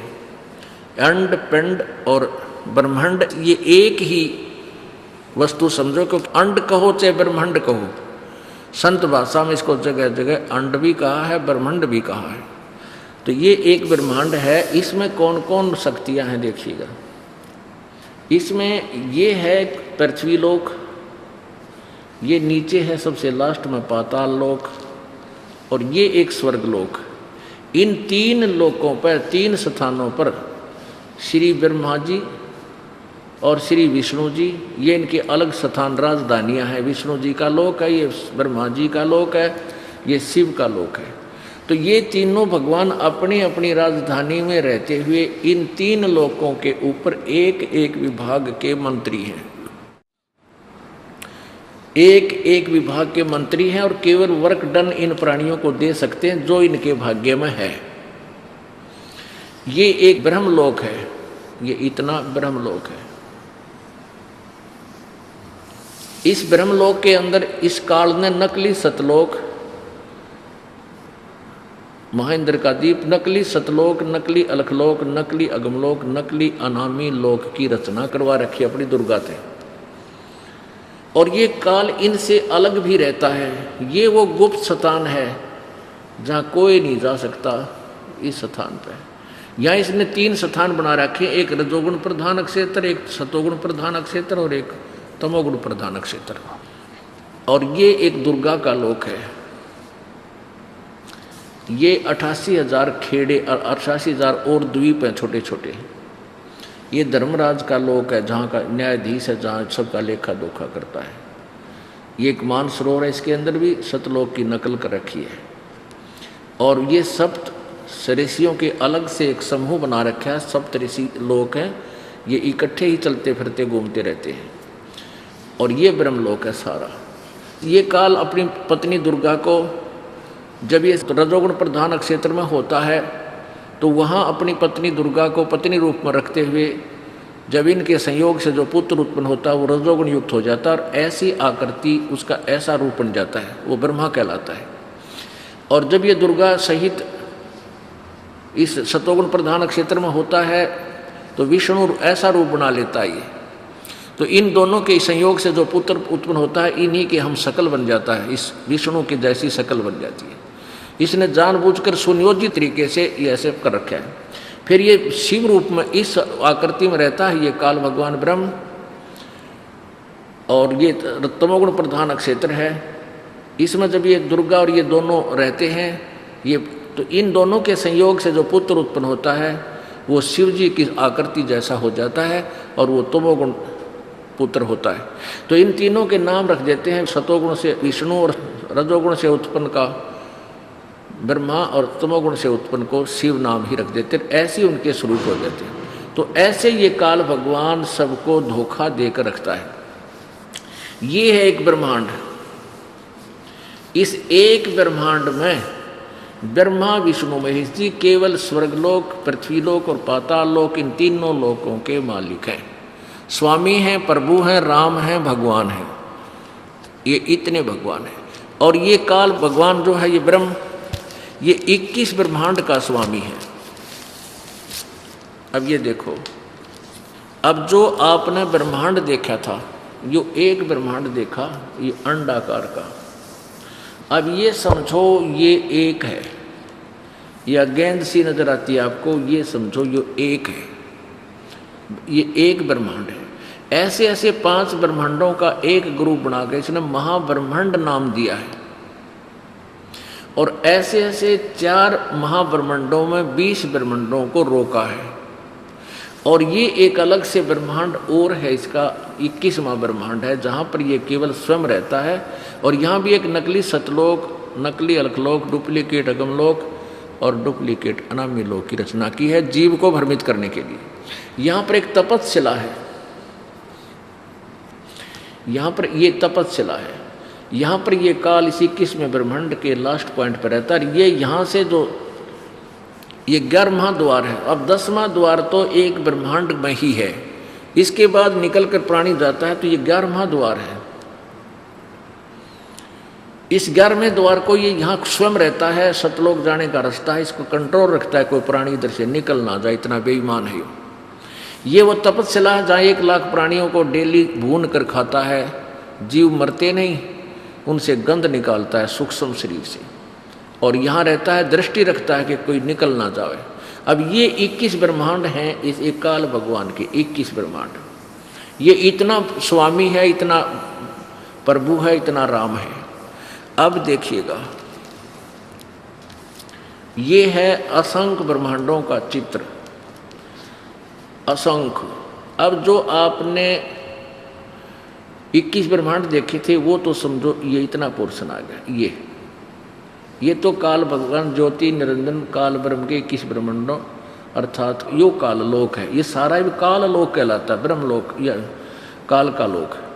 और ये है परब्रह्म के यानी अक्षर पुरुष के 7 संख ब्रह्मांड, 7 संख, ये छोटे छोटे ब्रह्मांड दिखाई देते, ये 7 संख ब्रह्मांड है। ये इतना जो अक्षर पुरुष जो है ये इतना स्वामी है, नील पद्म शंख, ये इतने लोकों का स्वामी है। और ये है परम अक्षर ब्रह्म, ये सतपुरुष कहो, परम अक्षर ब्रह्म कहो, पूर्ण ब्रह्म कहो, इसके अंतर्गत ये सारे ही लोक आते हैं। असंख्य ब्रह्मांड का स्वामी है, असंख्य ब्रह्मांड इंक्लूडिंग इस काल के 21 ब्रह्मांड यानी क्षर पुरुष के 21 ब्रह्मांड और अक्षर पुरुष के 7 संग ब्रह्मांड समेत ये पूर्ण परमात्मा परम अक्षर ब्रह्म सतपुरुष कबीर देव इन ओवरऑल कंट्रोल सब का मालिक यो परम अक्षर ब्रह्म, ये भी राम कहलाता है। ये ब्रह्म भी राम साहब कहलाता है, ब्रह्म कहलाता है। ये 21 ब्रह्मांड का स्वामी है, ये 7 संग ब्रह्मांड का स्वामी, ये भी राम कहलाता है, ये भी साहब कहलाता है, प्रभु कहलाता है। और ये ओवरऑल कंट्रोलर, ये वास्तव में पूर्ण परमात्मा, ये वो परम अक्षर ब्रह्म है, ये वास्तव में राम है, ये वास्तव में अविनाशी परमात्मा है। अब देखिएगा गीता जी अध्याय नंबर 15 के श्लोक नंबर 1 से 4, ये देखो अथ पंथ 10 अध्याय, पंथ 10 यानी 10, 5, 15, 15वां अध्याय और श्लोक नंबर 1। ऊर्ध्व मूलम अधः शाखम अश्वत्थम प्राहु अवम छंदासी यस्य पर्णानि ये तम वेद स वेदवित्। इसमें तत्वदर्शी संत की पहचान भी बताई है। आदि पुरुष परमेश्वर मूल वाले, ऊर्ध्व मूलम ऊपर को मूल है और नीचे को अधः शाखम, ये ब्रह्मा रूप मुख्य शाखा वाला, ये गलत अनुवाद किया है। अधः माने नीचे करना चाहिए। देखिए श्लोक नंबर 2 में स्वयं ही ये 2 बार अधः शब्द है, अधः अधः, यहाँ उत्तर दिया है अनुवाद किया। अधः माने नीचे, अधः माने नीचे। तो यहाँ लीजिए प्रथम श्लोक में अधः शाखम, नीचे को शाखा वाला। अभी आपने देखा ऊर्ध्व मूलम, वैसे गीता ज्ञान दाता ने तो केवल इतना लिखा ऊर्ध्व मूलम, ऊपर को जड़ और नीचे को शाखा। इन्होंने अनुवाद ये गलत किया है। आप संस्कृत पढ़ सकते हो, ऊर्ध्व मूलम अधः शाखम अश्वत्थम प्राहु अवम। अश्वत्थम माने पीपल के वृक्ष को कहते हैं और ऊपर को जड़ नीचे को शाखा। बस इन्होंने अनुवाद करते समय क्या लिखा है, आदि पुरुष परमेश्वर मूल वाले, यानी इन्होंने इसमें तो अनुवादकर्ता ने ठीक बुद्धि लड़ा दी कि ऊपर ने जड़ तो आदि पुरुष परमेश्वर पूर्ण परमात्मा है और अधः शाखम को भूल गया फिर यो, क्योंकि फिर तीनों शाखा को के बतावे। अधः शाखम का अनुवाद गलत कर दिया, ब्रह्मा रूप मुख्य शाखा वाले है तेरा ब्रह्मा रूप। इन तो अड़ंगा डांड तो मतलब था ज्ञान था, निगुड़ का गोबर कर दिया।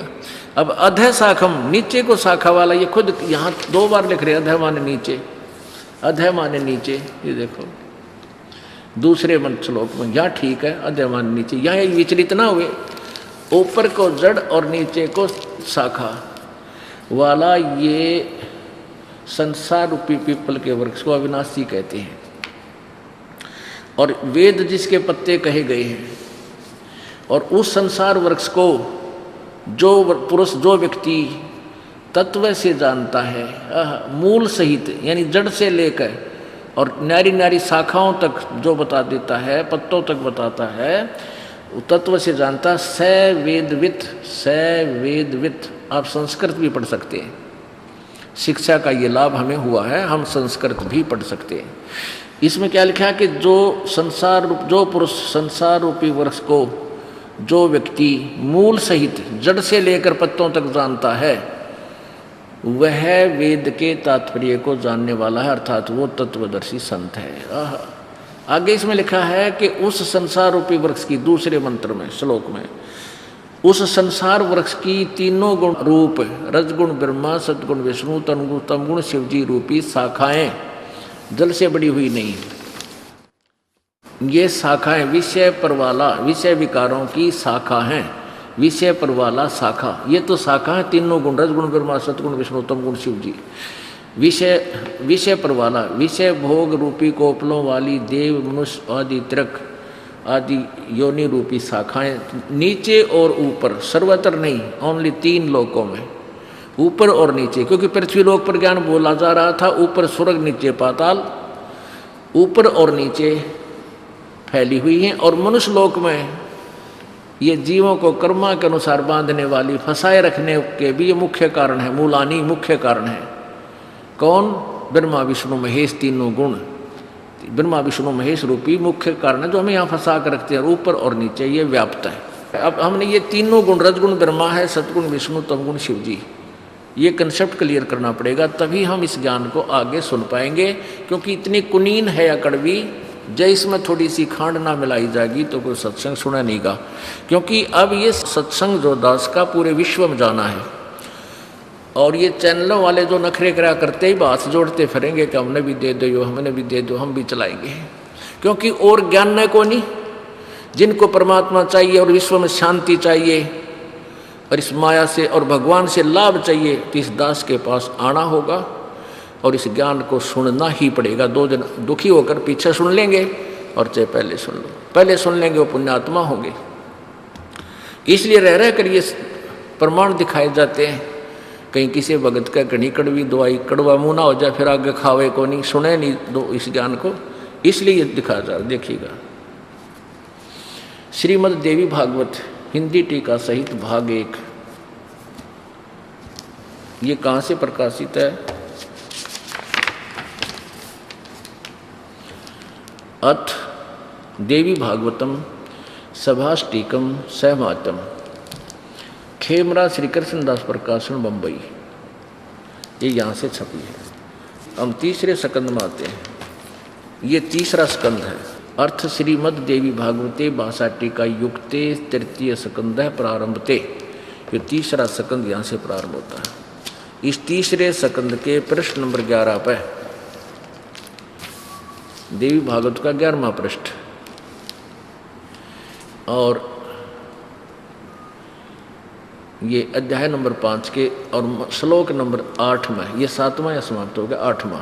भगवान शंकर अपनी माता दुर्गा से कह रहा है, हे माता, यदि हमारे ऊपर सदा आप दया युक्त हो तो हमको तमोगुण किस प्रकार प्रदान किया है। और ब्रह्मा रजोगुण और विष्णु, हरि माने विष्णु कहते हैं, ये हरि को सतगुण, ये सतगुण क्यों बना दिया? अब संस्कार देखो, थोड़ी सी और कंसेप्ट क्लियर होगा। ये प्रदान प्रदून नहीं है, इसमें सीधा ही है कि मैं क्यों जन्म दिया, क्यों उत्पन्न कर दिया तम गुण। यदि दया धर्मना न सदाम्बिके कथम अहम विहिता च, मैं क्यों बना दिया, मैं क्यों रच दिया, क्या तमोगुण है। और कमल से उत्पन्न होने वाले ब्रह्मा को रजोगुण संभव, रजोगुण क्यों पैदा कर दिया। और सुहित है कि मुँह सतोगुण हरि, और विष्णु को आपने सतोगुण क्यों बना दिया, सुविहित है क्यों रच दिया, क्यों बना दिया, क्यों उत्पन्न कर दिया। अगर आप हमारे ऊपर इतनी दयालु हो तो इसे कुक्रम में हमें क्यों लगा दिया। अब ब्रह्मा जी के दबाव के कारण, रजोगुण के दबाव के कारण ये प्राणी बच्चे उत्पन्न करता है, जीव के बस का नहीं। ऐसे गरीब बालक देखे हैं, जिनके व्यक्ति हैं जिनके 6 बालक हो गए। अब उनके बस की बात नहीं, इस काल ने ऐसा दबाव दे दिया हर प्राणी के ऊपर। अभी वो उनकी परवरिश होती नहीं, किसी का कच्चा कोई ना, किसी का कुड़ता ना, फिर उनमें दुखी हो जाओ हैं। और फिर आगे ये शंकर भगवान इनको मारता है। तो ये नो क्या है कि या के चाड़ा हो रहा, भाई आप एक तरफ को भी बेटा मैं तुम्हारे से बहुत प्यार करती हूँ, आप मुझे बहुत अच्छे लगते हो, क्योंकि ये इसके बेटे हैं, या तो स्वभाव है माँ का ममता करना। और फिर शंकर भगवान कहता है फिर आपने हमें ऐसा क्यों बना दिया। अब प्रकृति से ही उत्पन्न है तीनों। फिर देखिए देवी भागवत गीता प्रेस गोरख वाली, ये गीता प्रेस गोरखपुर से प्रकाशित है। इसका संपादक है हनुमान प्रसाद पोदार और चिमन लाल गोस्वामी, और ये गीता प्रेस गोरखपुर से प्रकाशित है। इसके 123 पृष्ठ पर तीसरे स्कंद में, ये तीसरा स्कंद पृष्ठ 123 पे है।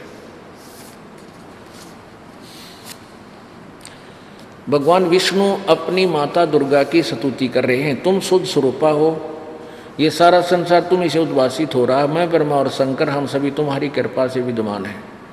हमारा आविर्भाव यानी जन्म, तिरोभाव माने मृत्यु, हमारा तो जन्म मृत्यु हुआ करता है, हम अविनाशी नहीं हैं, केवल तुम नित्य हो, अविनाशी हो, नित्य माने अविनाशी, जगत जननी और प्रकृति और सनातनी देवी हो। प्रकृति दुर्गा को कहते हैं, ये भी ध्यान रखना, ये आपके गीता जी में ये काम आओगा दास, जब आपको प्रकृति से रजगुण ब्रह्मा सदगुण विष्णु तमगुण शिव जी की उत्पत्ति बताओगा 14वें श्लोक अध्याय में 3, 4, 5 में। शंकर भगवान कह रहे हैं कि शंकर भगवान बोले, देवी यदि महाभाग विष्णु तुम्ही से प्रकट हुए हैं तो उनके बाद उत्पन्न होने वाले ब्रह्मा की भी तुम्हारे बालक हुए, फिर मैं तमोगुणी लीला करने वाला शंकर क्या तुम्हारी संतान नहीं हुआ? अर्थात मुझे भी उत्पन्न करने वाली तुम ही हो, यानी ब्रह्मा विष्णु महेश की माता दुर्गा सिद्ध होगी। आगे देखिए, इस संसार की स्थिति सृष्टि स्थिति और संहार में तुम्हारे गुण सदा समर्थ हैं।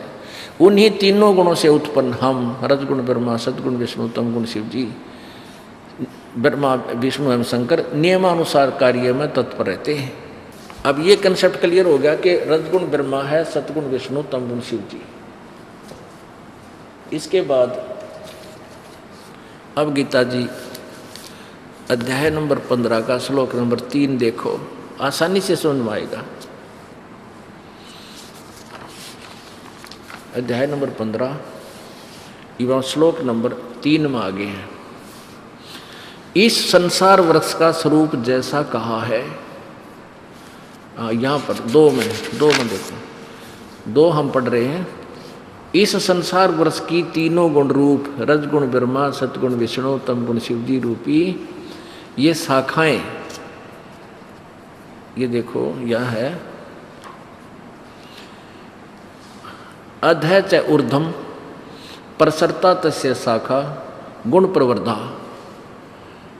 विषय पर वाला अधः च मूलानी अनुसंततानी कर्मानुबंधनी मुनिश्लोके। इस संसार वृक्ष की तीनों गुण रजगुण ब्रह्मा सतगुण विष्णु तमगुण शिव जी, परवर्दा यानी नीचे बढ़ी हुई, नीचे वाली फैली हुई, इनका विस्तार, विषय पर वाला शाखा, ये विषय विकारों की शाखा हैं। रजगुण ब्रह्मा सतगुण विष्णु तमगुण शिव जी तो शाखा हैं, नीचे और ऊपर सर्वत्र नहीं, ऊर्ध्व अधः च ऊर्ध्व, ऊपर और नीचे फैली हुई है प्रसरता। मनुष्य लोक में कर्मा के अनुसार ये बांधने वाली, कर्म के अनुसार यानी जैसा जिसने कर्म किया उसके अनुसार ये ही यहाँ तीनों पर भगवान हमें यहाँ फंसाए रखते हैं, बांधे रखते हैं। ये नीचे और ऊपर सभी लोकों में नहीं, ऊपर और नीचे फैली हुई। आगे देखो तीसरे में, इस संसार वर्ष का स्वरूप जैसा कहा है वैसा यहाँ विचार काल में नहीं है। गीता ज्ञान दाता यहाँ स्वयं कह रहा है कि इस संसार रूपी वृक्ष अर्थात सृष्टि रचना के बारे में मैं तुझे इस गीता ज्ञान में यहाँ विचार काल में या तेरे और मेरे डिस्कशन में मैं तुझे क्लियर नहीं बता सकता। इस संसार वर्ष का स्वरूप जैसा ही बता दिया, यो यहाँ विचार काल में इन सब विभागों को मैं नहीं बता सकता, यहाँ नहीं पाया जाता, यहाँ नहीं पाया जाता, क्योंकि न तो इसका आदि है और न इसका अंत है। यानी गीता ज्ञानदाता कहता है मुझे इसका कोई पता नहीं और न इसकी अच्छी प्रकार स्थिति है।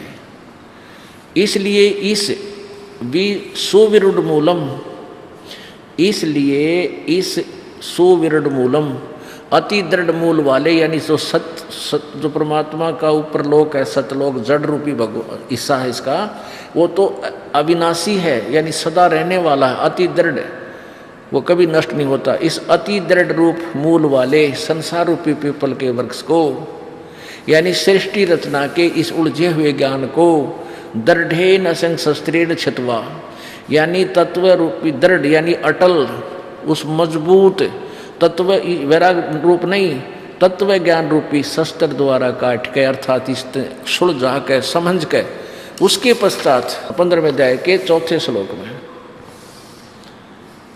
उसके पश्चात यानी तत्व ज्ञान से इस अज्ञान रूपी अंधकार को काट के उलझी हुई गुत्थी को समझ कर उसके पश्चात उस परम पद रूप परमेश्वर को भली भांति खोजना चाहिए, जिसमें गए हुए पुरुष फिर लौटकर संसार में नहीं आते। और जिस परमेश्वर से यानी जिस भगवान ने इस पुरातन संसार रूपी वृक्ष की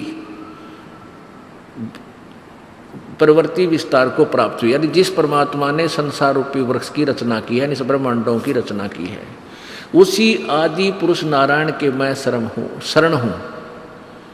यानी गीता ज्ञान दाता भी कह रहा है कि उसी पूर्ण परमात्मा परम अक्षर ब्रह्म की मैं अधीन हूँ। इस प्रकार दृढ़ निश्चय करके उस परमेश्वर का मनोनिधि ध्यान करना चाहिए, निधि दासन। अब क्या सिद्ध हो गया कि गीता ज्ञान दाता से कोई और उपास्य परमात्मा है, उसी की पूजा करनी चाहिए। आगे देखो इस 15वें अध्याय का 16 और 17 श्लोक। अब यहाँ 16 श्लोक नीचे है।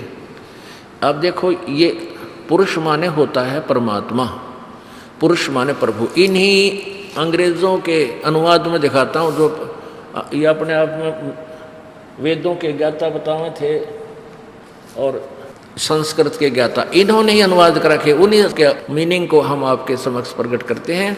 ठीक है, ये विद्वान थे, संस्कृत जानते थे, तो संस्कृत जानने वाला संस्कृत के भाषा का अर्थ, शब्दों का अर्थ तो कर सकता है थोड़ा बहुत, लेकिन तत्व ज्ञान नहीं समझ सकता। जैसे जिसने रामायण की मौखिक कहानी का पता नहीं और रामायण की चौपाइयों का हिंदी जान लेता है, रामायण की चौपाइयों का अनुवाद करने लगेगा, एक आधा अनुवाद तो ठीक कर देगा, उसका अनुवाद नहीं, अक्षर का शब्द का अर्थ तो ठीक कर देगा, लेकिन तत्व ज्ञान नहीं समझ सकता। ये देखिए यजुर्वेद, ये महर्षि दयानंद सरस्वती द्वारा इसका अनुवाद है, और इन्होंने ये कहाँ से प्रकाशित है?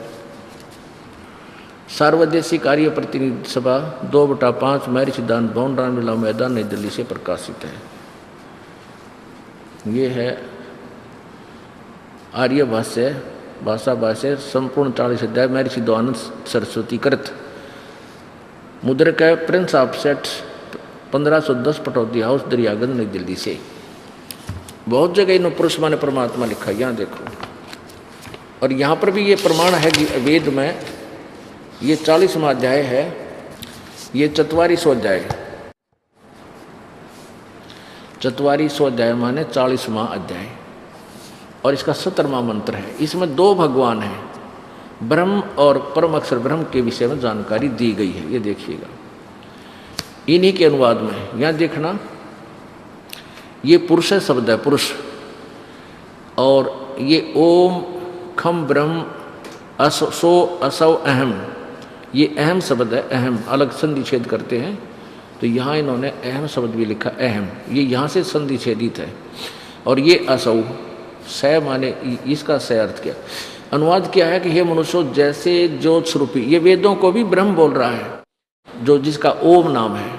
हे ज्योत, हे मनुष्यों जिस ज्योत स्वरूप रक्षक मुझसे, ये ज्योत स्वरूप तो यु काल है, मुझसे अविनाशी यथार्थ कारण के आच्छादित मुख के तुल उत्तम अंग का प्रकाश किया जाता है। यानी मुख, ये मुख माने मुख्य, मुख्य भगवान के बारे में जो मैं प्रकाश करता हूँ, ज्ञान बता रहा हूँ, जो वह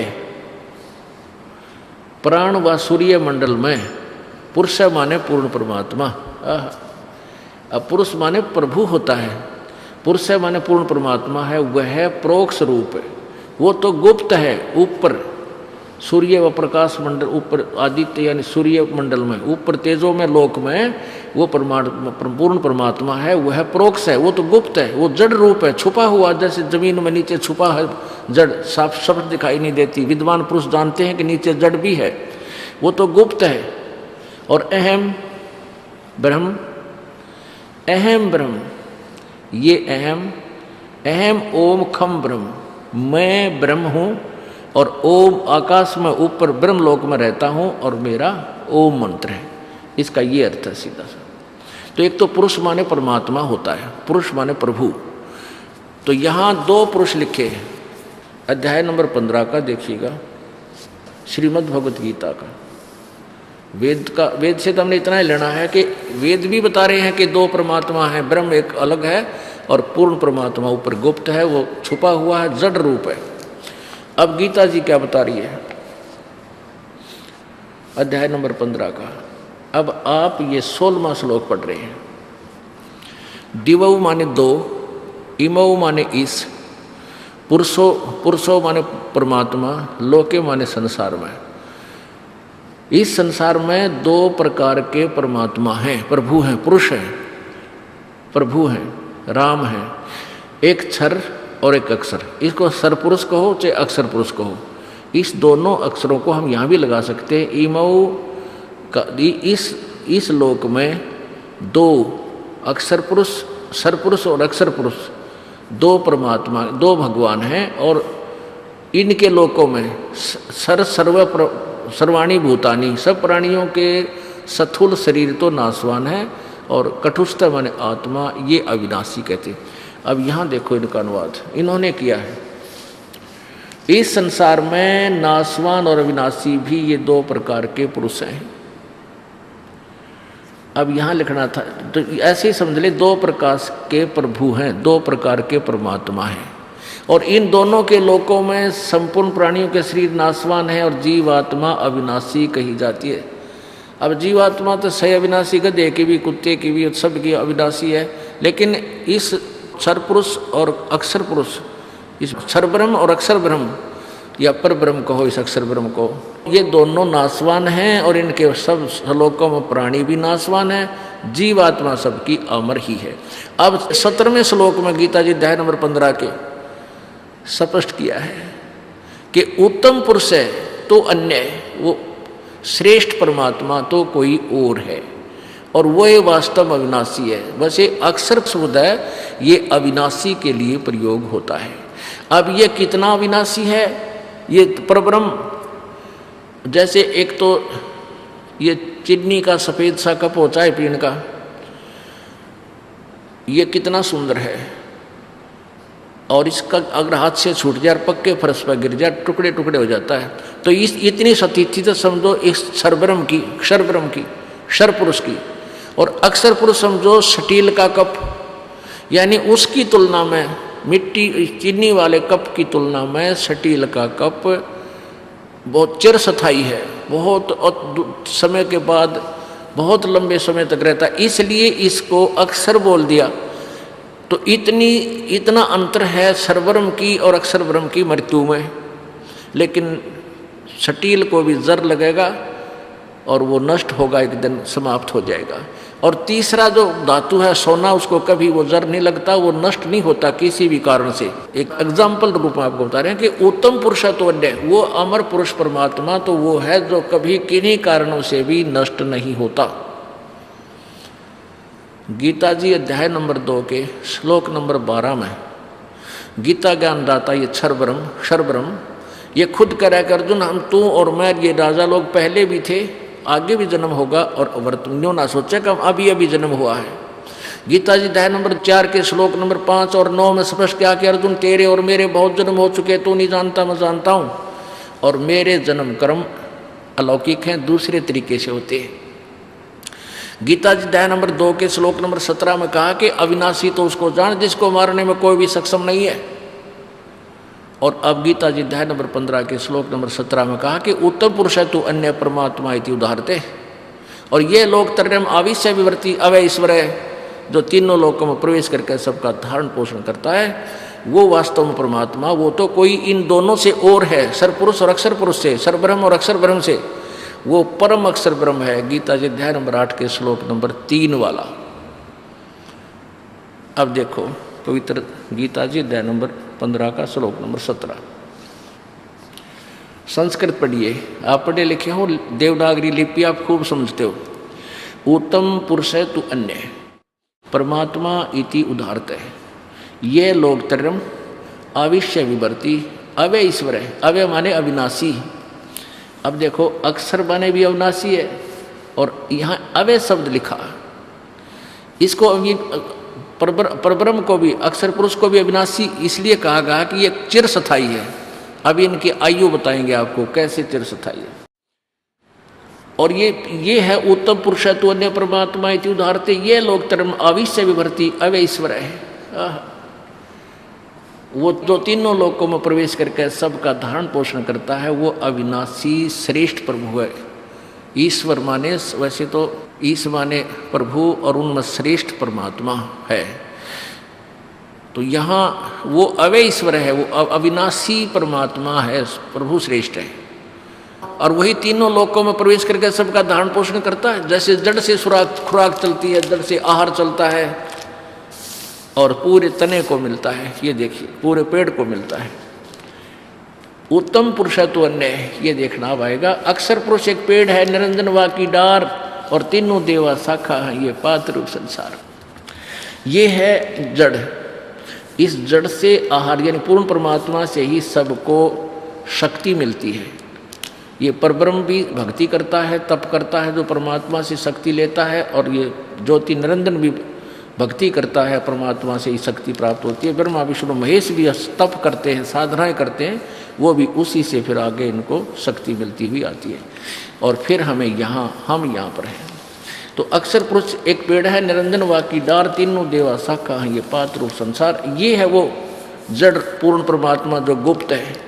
और ये तीनों लोकों में प्रवेश करके सबका धारण पोषण, यानी सभी को जड़ से ही खुराक मिलती है, मूल से ही सबको आहार मिलता है, तो ये सब का पालन करता है, ये पूर्ण परमात्मा है। ये परम अक्षर ब्रह्म है, ये कबीर देव है, कबीर साहब है। ये वही परमात्मा है जो बनारस में 120 वर्ष तक जुलाहे की भूमिका करके सहशरीर आए थे, सहशरीर चले गए। अब ये कैसे नासवान है, कैसे अविनाशी है। एक ब्रह्मा की आयु कितनी है, रजगुण ब्रह्मा की। जैसे 4 युग हैं, सतयुग, त्रेता, द्वापर। इन चारों युगों के कुल मिलाकर 43,20,000 वर्ष बनते हैं। और ये चतुर्युग कहलाते हैं, चतुर्युगी। ऐसे ऐसे 1008 चतुर्युग का ब्रह्मा जी का एक दिन और इतनी ही रात्रि, और 30 दिन रात का एक महीना, और 12 महीने का एक वर्ष, ओहो, और 100 वर्ष की ब्रह्मा जी की आयु। उसके बाद ब्रह्मा जी से 7 गुना विष्णु जी की आयु, और विष्णु जी से 7 गुना इस शिव जी की आयु, तमोगुण शंकर भगवान की आयु। और ऐसे 70,000 बार जब तमोगुण शिव मर लेगा, ये काल का पुत्र 70,000 बार ये मर लेगा, तब एक ब्रह्मलोक के अंदर रहने वाला ये सदा शिव रूप में जो काल रहता है, इसकी मृत्यु होगी। और ये एक ब्रह्मांड का विनाश होगा, दुर्गा का विनाश होगा, इस शिव के यानी काल के ही पैरेलल इसी के साथ। और फिर ये सारे प्राणी दूसरे ब्रह्मांड में चले जाएंगे, इसमें प्रलय हो जाएगी पूरा, इसमें कोई प्राणी शेष नहीं रहेगा, ब्रह्मांड समाप्त हो जाए, ये सब नष्ट हो जाएंगे प्राणी यहाँ के। उसके बाद ये दूसरे ब्रह्मांड में जाएंगे, वहाँ परमात्मा द्वारा इनको ऐसा वरदान दिया हुआ है कि दुर्गा और काल का शरीर तो अपने आप स्वस्थ और युवा अपने आप उस दूसरे लोक में जाते ही ये दोनों युवा प्रकट हो जाएंगे। ये परमात्मा कबीर जी ऐसा विधान बना रखा है इसका। अब जैसे ये कहता है ना 4 अध्याय के 5वें श्लोक में कि मेरे जन्म और क्रम अलौकिक हैं, मैं तुम्हारी तरह माँ से जन्म मेरा नहीं होता, इसलिए मुझे अजम बोलते हैं, लेकिन मेरे दूसरे तरीके से जन्म तो होते हैं, पर दूसरे तरीके से मृत्यु और जन्म मेरी भी होती है, ये ऐसे होता है।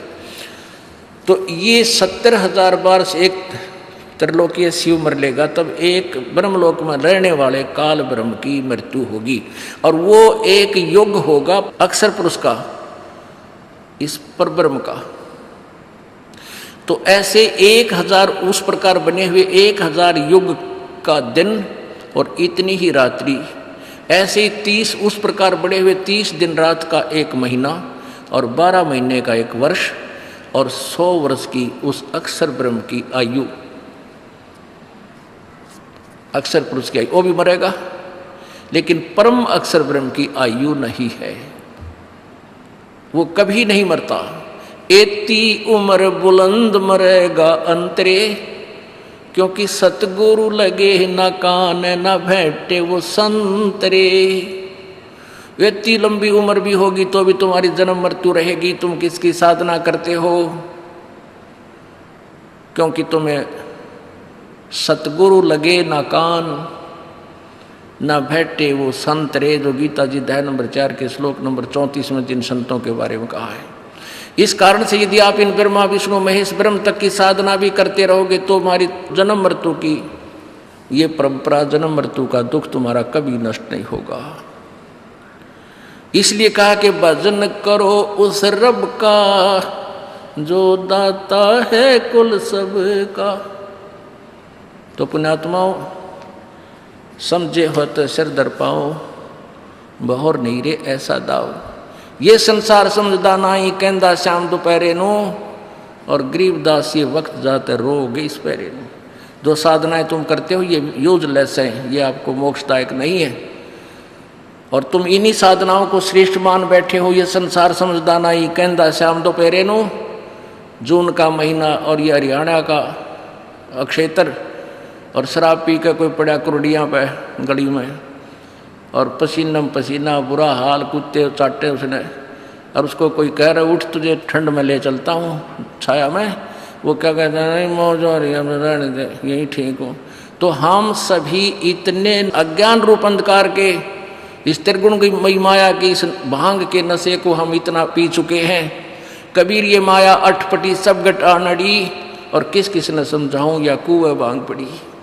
तो यहाँ बताते हैं समझा है तो सर दर पाओ, बहुर नहीं रे ऐसा दाओ। ये इस काल में भगवान मान बैठे जो तुम्हें मार है काट है बुरा हाल कर रखा है, और अब भी नहीं समझे नहीं लगे इस मार्ग पे, तो कहते इस समय को रोया करोगे याद करके। बोलो सतगुरुदेव। नमस्कार जी। सत साहेब। क्या नाम है बहन जी आपका? ममता शर्मा। बहन जी आप कहाँ से हैं? दिल्ली घोंडा। बहन जी संत रामपाल जी महाराज से नाम दीक्षा आपने कब ली? 12 जून 2014। संत रामपाल जी महाराज से नाम दीक्षा लेने से पहले क्या आप कोई भक्ति साधना भी करते थे? जी, हम ब्रह्मा विष्णु महेश की भक्ति करते थे, और उससे भी ज़्यादा हम दुर्गा को मानते थे। दुर्गा की भक्ति इतनी करते थे, नवरात्रों में व्रत रहते थे। व्रत इतना ज़बरदस्त करते थे कि बस एक ही टाइम खाना खाना है, एक ही टाइम पानी पीना है, बाकी कुछ नहीं करना। अगर 2 बार खा लिया तो बस ये सोचते थे माँ दुर्गा नाराज़ हो जाएंगी। और इतना करते करते भी फिर भी मन में शांति नहीं थी बिल्कुल भी। बस ये सोचते थे कि क्या करें, सब बोलते हैं कि एक ही मालिक है, एक ही सच्चा, सबका मालिक एक है, वो कौन सा मालिक है ये सोचते थे, पता नहीं चलता था। फिर भी हम ब्रह्मा विष्णु महेश माँ दुर्गा के पीछे पड़े थे। हमारे हस्बैंड हैं वो इतना नशा करते थे, मैं ये सोचती थी अगर कोई भगवान है तो इनका नशा छुड़वा दे। यही सिगरेट वगैरह गांजा पीते थे, घर में बहुत कलेश रहता था, और जुआ वगैरह भी खेल लेते थे।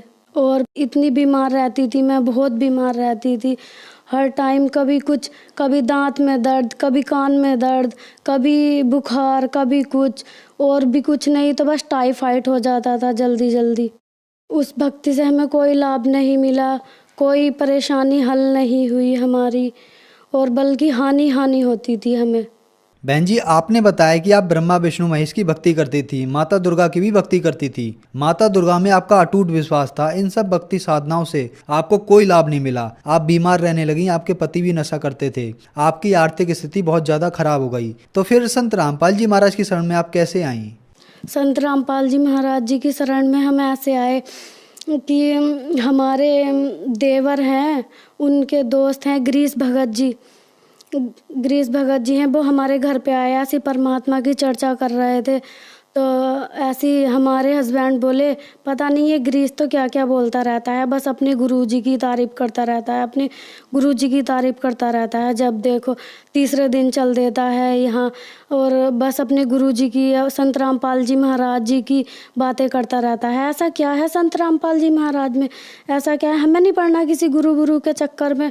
और हम तो, मैं बोलती थी उनसे नहीं एक बार जाके तो देखो, क्या पता कुछ हो वहाँ पे। तो वे बोलते थे नहीं पागल है क्या तू, हमारी कोई अभी भक्ति की उम्र है, जब 40-50 के हो जाएंगे तब भक्ति करेंगे हम, उससे पहले हमें कोई भक्ति नहीं करनी। हम तो बस अभी कर रहे हैं, खा रहे हैं, कमा रहे हैं, बच्चों को पालना है, अभी कोई भक्ति नहीं करनी हमें, ये बोलते रहते थे वो। तो फिर उन्होंने एक दिन पे आए गिरीश भगत जी और हमें समझाया, भैया एक बार चल के तो देखो, वहाँ पे देखो तो सही, संत रामपाल जी महाराज आए हैं, पूर्ण परमात्मा हैं वो, और उनका ज्ञान समझो, शास्त्रों के अनुकूल भक्ति बताते हैं वो। तो ऐसी एक दिन आए वो हमारे घर पे और बोलने लगे ऐसी, और हम सब बैठे थे। एक बार हमारे हस्बैंड बोले, नहीं एक बार मैं चलूँगा तुम्हारे साथ गिरीश, और मैं देखता हूँ कैसा हिसाब किताब है वहाँ का। बरवाला आश्रम में गए वो वहाँ चले गए। वहाँ जाके उन्होंने देखा संत रामपाल जी महाराज जी के आश्रम में, तो उन्होंने देखा कि हाँ यह तो सद्भक्ति बताते हैं, भक्ति का सही रास्ता दिखाते हैं, और गुरु जो होते हैं वो तो उनके जो शिष्य होते हैं वो नामदान देते हैं। यहाँ तो संत रामपाल जी महाराज खुद देते हैं अपने उस मुंह से नामदान, हमें नहीं लेना किसी और से, हमें तो संत रामपाल जी महाराज जी से ही नाम लेना है। वे गए, फिर उन्होंने जहाँ पे नाम दीक्षा मिल रही थी वहाँ उन्होंने नियम समझाए, फिर उन्होंने संत रामपाल जी महाराज जी से नाम ले लिया। मैंने उनके 1 महीना बाद 12 जून 2014 को ले लिया था। बहन जी, हमने सुना है कि जो भी श्रद्धालु संत रामपाल जी महाराज से नाम दीक्षा लेते हैं उनको बहुत सारे लाभ प्राप्त होते हैं। तो क्या संत रामपाल जी महाराज से नाम दीक्षा लेने के बाद आप लोगों को भी कोई लाभ प्राप्त हुए? मेरे पति बहुत नशा करते थे, गांजा पीते थे, सिगरेट पीते थे। संत रामपाल जी महाराज जी के नाम लेने के बाद उनका सारा नशा छूट गया और वे सही भक्ति करने लगे। सबसे पहला लाभ हमें ये हुआ। अब दूसरा लाभ ये हुआ, उनको डेंगू हो गया था। डेंगू हो गया, उनकी प्लेटलेट बहुत गिर गई थी, 17,000 प्लेटलेट रह गई थी उनकी। तो डॉक्टरों ने बोला कि या तो इन्हें खून चढ़ाना पड़ेगा या फिर प्लेटलेट चढ़ेंगी इनके, दोनों में से कोई एक चीज़ चढ़वा लो। तो हमने बोला नहीं, हमें नहीं चढ़वानी, हमें अपने संत रामपाल जी महाराज पे पूरा विश्वास है। हमने मन ही मन संत रामपाल जी महाराज जी से प्रार्थना लगाई और प्रार्थना लगाने के बाद संत रामपाल जी महाराज जी का ये संदेश आया कि कबीर परमात्मा दया करेंगे। उसके बाद उनकी 17,000 प्लेट थी। 17,000 प्लेट के बाद ना तो हमने कोई खून चढ़वाया ना प्लेट चढ़वाई। उसके बाद उनकी 50,000 प्लेटलेट हो गई। और उसके बाद परमात्मा संत रामपाल जी महाराज जी का इतना चमत्कार हुआ, मन ही मन प्रार्थना करी थी। उसके बाद उनकी 50,000 प्लेटलेट हो गई और भगत जी कपिल कुमार पूरी तरह से ठीक हो चुके। और डॉक्टर बोले ये तो कोई चमत्कार है, ना तो उनके खून चढ़ा ना कोई उनके प्लेट चढ़ी, ये तो भाई तुम्हारा कोई चमत्कार है। तो हमने बोला ये हमारे परमात्मा का चमत्कार है, संत रामपाल जी महाराज जी का चमत्कार है। और एक बार मेरे हाथ में सेप्टिक हो गया था 2016 में। सेप्टिक होने के बाद हम गए डॉक्टर के पास। डॉक्टर देख के ही मेरे हाथ को दंग रह गए और बोला डॉक्टर ने, अरे ये क्या हुआ तुम्हारे हाथ में तो बहुत ज़्यादा सेप्टिक है। तो सेप्टिक कितना होगा? डॉक्टरों ने कहा अरे नहीं, ये अब ठीक नहीं होगा, तुम्हारा हाथ तो काटना ही पड़ेगा। हमने परमात्मा से प्रार्थना लगाई संत रामपाल जी महाराज जी से। संत रामपाल जी महाराज जी ने कहा कि कबीर परमात्मा दया करेंगे, भक्ति करो अपनी। तो उसके बाद मेरे हाथ में इतना आराम आ गया संत रामपाल जी की दया से कि मेरा हाथ सही होता ही चला गया, फिर एकदम सही हो गया। बल्कि हमारे डॉक्टर तो यूँ कह रहे थे कि तुम्हारा हाथ तो काटना ही पड़ेगा, इतना ज़्यादा सेप्टिक हो गया है तुम्हारे हाथ में, इसे कोई बचाने वाला नहीं है। हमने बहुत केसेस देखे हैं ऐसे कि सेप्टिक हो जाता है और फिर ठीक नहीं होता। इतना हो गया था कि यहाँ से इसे काटना पड़ता और ये उंगली भी मेरी चलती नहीं थी, बिल्कुल जाम हो गया था हाथ। संत रामपाल जी महाराज जी से इतना लाभ हुआ हमें। एक बार हमारे हस्बैंड और हम कहीं जा रहे थे और मेरा एक बच्चा है, उसका शीनू नाम है, और वो बीच में बैठा था, मैं पीछे, वो चला रहे थे। तो एक मोड़ पे मोटरसाइकिल फिसल गई। उसके बाद फिसलने के बाद हम दोनों, मेरा बच्चा और मैं, गिर गए और इतनी तेज गिरे कि मेरे बेटे के सर में इतना मोटा फोड़ा हो गया। और मैं सोचने लगी हाय ये क्या हो गया। अब तो पता नहीं इसको क्या होगा। मैं मन ही मन सतरामपाल जी का सुमरण करती रही, सतनाम का सुमरण करती रही, और सुमरण करते करते मैंने आंख बंद कर ली। आंख बंद करके खोली तो देखा संतरामपाल जी महाराज जी का इतना चमत्कार हुआ। मेरे बेटे को तो जरा सी खरोच तक नहीं आई और वो बिल्कुल ठीक है। और हमारे घर में आर्थिक परेशानी भी बहुत रहती थी। हमारे हस्बैंड सीएनजी पंप जो होते हैं ना, उन पे मैनेजर हैं। उसके बाद उन मैनेजर होने के बाद भी घर में इतनी तंगी रहती है। ससुर जी हमारे गवर्नमेंट रिटायर्ड हैं। नाम लेने से पहले हम इतने परेशान रहते थे पैसों से, हर चीज़ से उधार लेना यहाँ वहाँ से, फिर भी हम इतना हाथ टाइट रहता था। उनकी गवर्नमेंट जॉब है कि बस पूछो मत, ले दे के खर्चा चलाते थे। और आज संतरामपाल जी महाराज जी की इतनी दया हुई है हमारे ऊपर। 2 मकान हैं हमारे, गाड़ी भी है हमारे यहाँ पे, सब कुछ है। परमात्मा की इतनी दया है हमारे ऊपर। और लाभ ये है कि एक बार 2017 में मेरे बच्चेदानी में गांठ हो गई थी। मेरे 106 mm की गांठ थी। उस दर्द होता था मेरे बहुत। डॉक्टरों ने मेरा अल्ट्रासाउंड करवाया। अल्ट्रासाउंड करवाने के बाद कहा कि इसका तो ऑपरेशन ही होएगा, ऑपरेशन के बिना निकल ही नहीं सकती किसी भी हालत में। तो हमने कहा ऑपरेशन होएगा, अभी तो मेरा छोटा सा बच्चा है, अभी तो मेरा एक ऑपरेशन हो चुका है पहले ही, और अब दूसरा ऑपरेशन होएगा, कैसे करूँगी मैं, इतनी सी उम्र है मेरी छोटी सी। तो डॉक्टरों ने कहा कि देख लो, ऑपरेशन तो होना पक्का है इसमें। तो हमने कहा नहीं, ऑपरेशन नहीं करवाना, हमें अपने परमात्मा पे पूरा विश्वास है। हमने संतरामपाल जी महाराज जी से प्रार्थना लगाई, और प्रार्थना लगाने के बाद संतरामपाल जी महाराज जी ने कहा सही भक्ति करो बच्चे, सही भक्ति करो। उसके बाद हम भक्ति करते रहे और डॉक्टरों को दिखाया। ऐसी नॉर्मल सी ऐसी एक छोटी सी शीशी दे दी थी उन्होंने पीने की, देसी दवाई, उससे ही ठीक हो गई। और संतरामपाल जी महाराज जी का इतना बड़ा चमत्कार हुआ।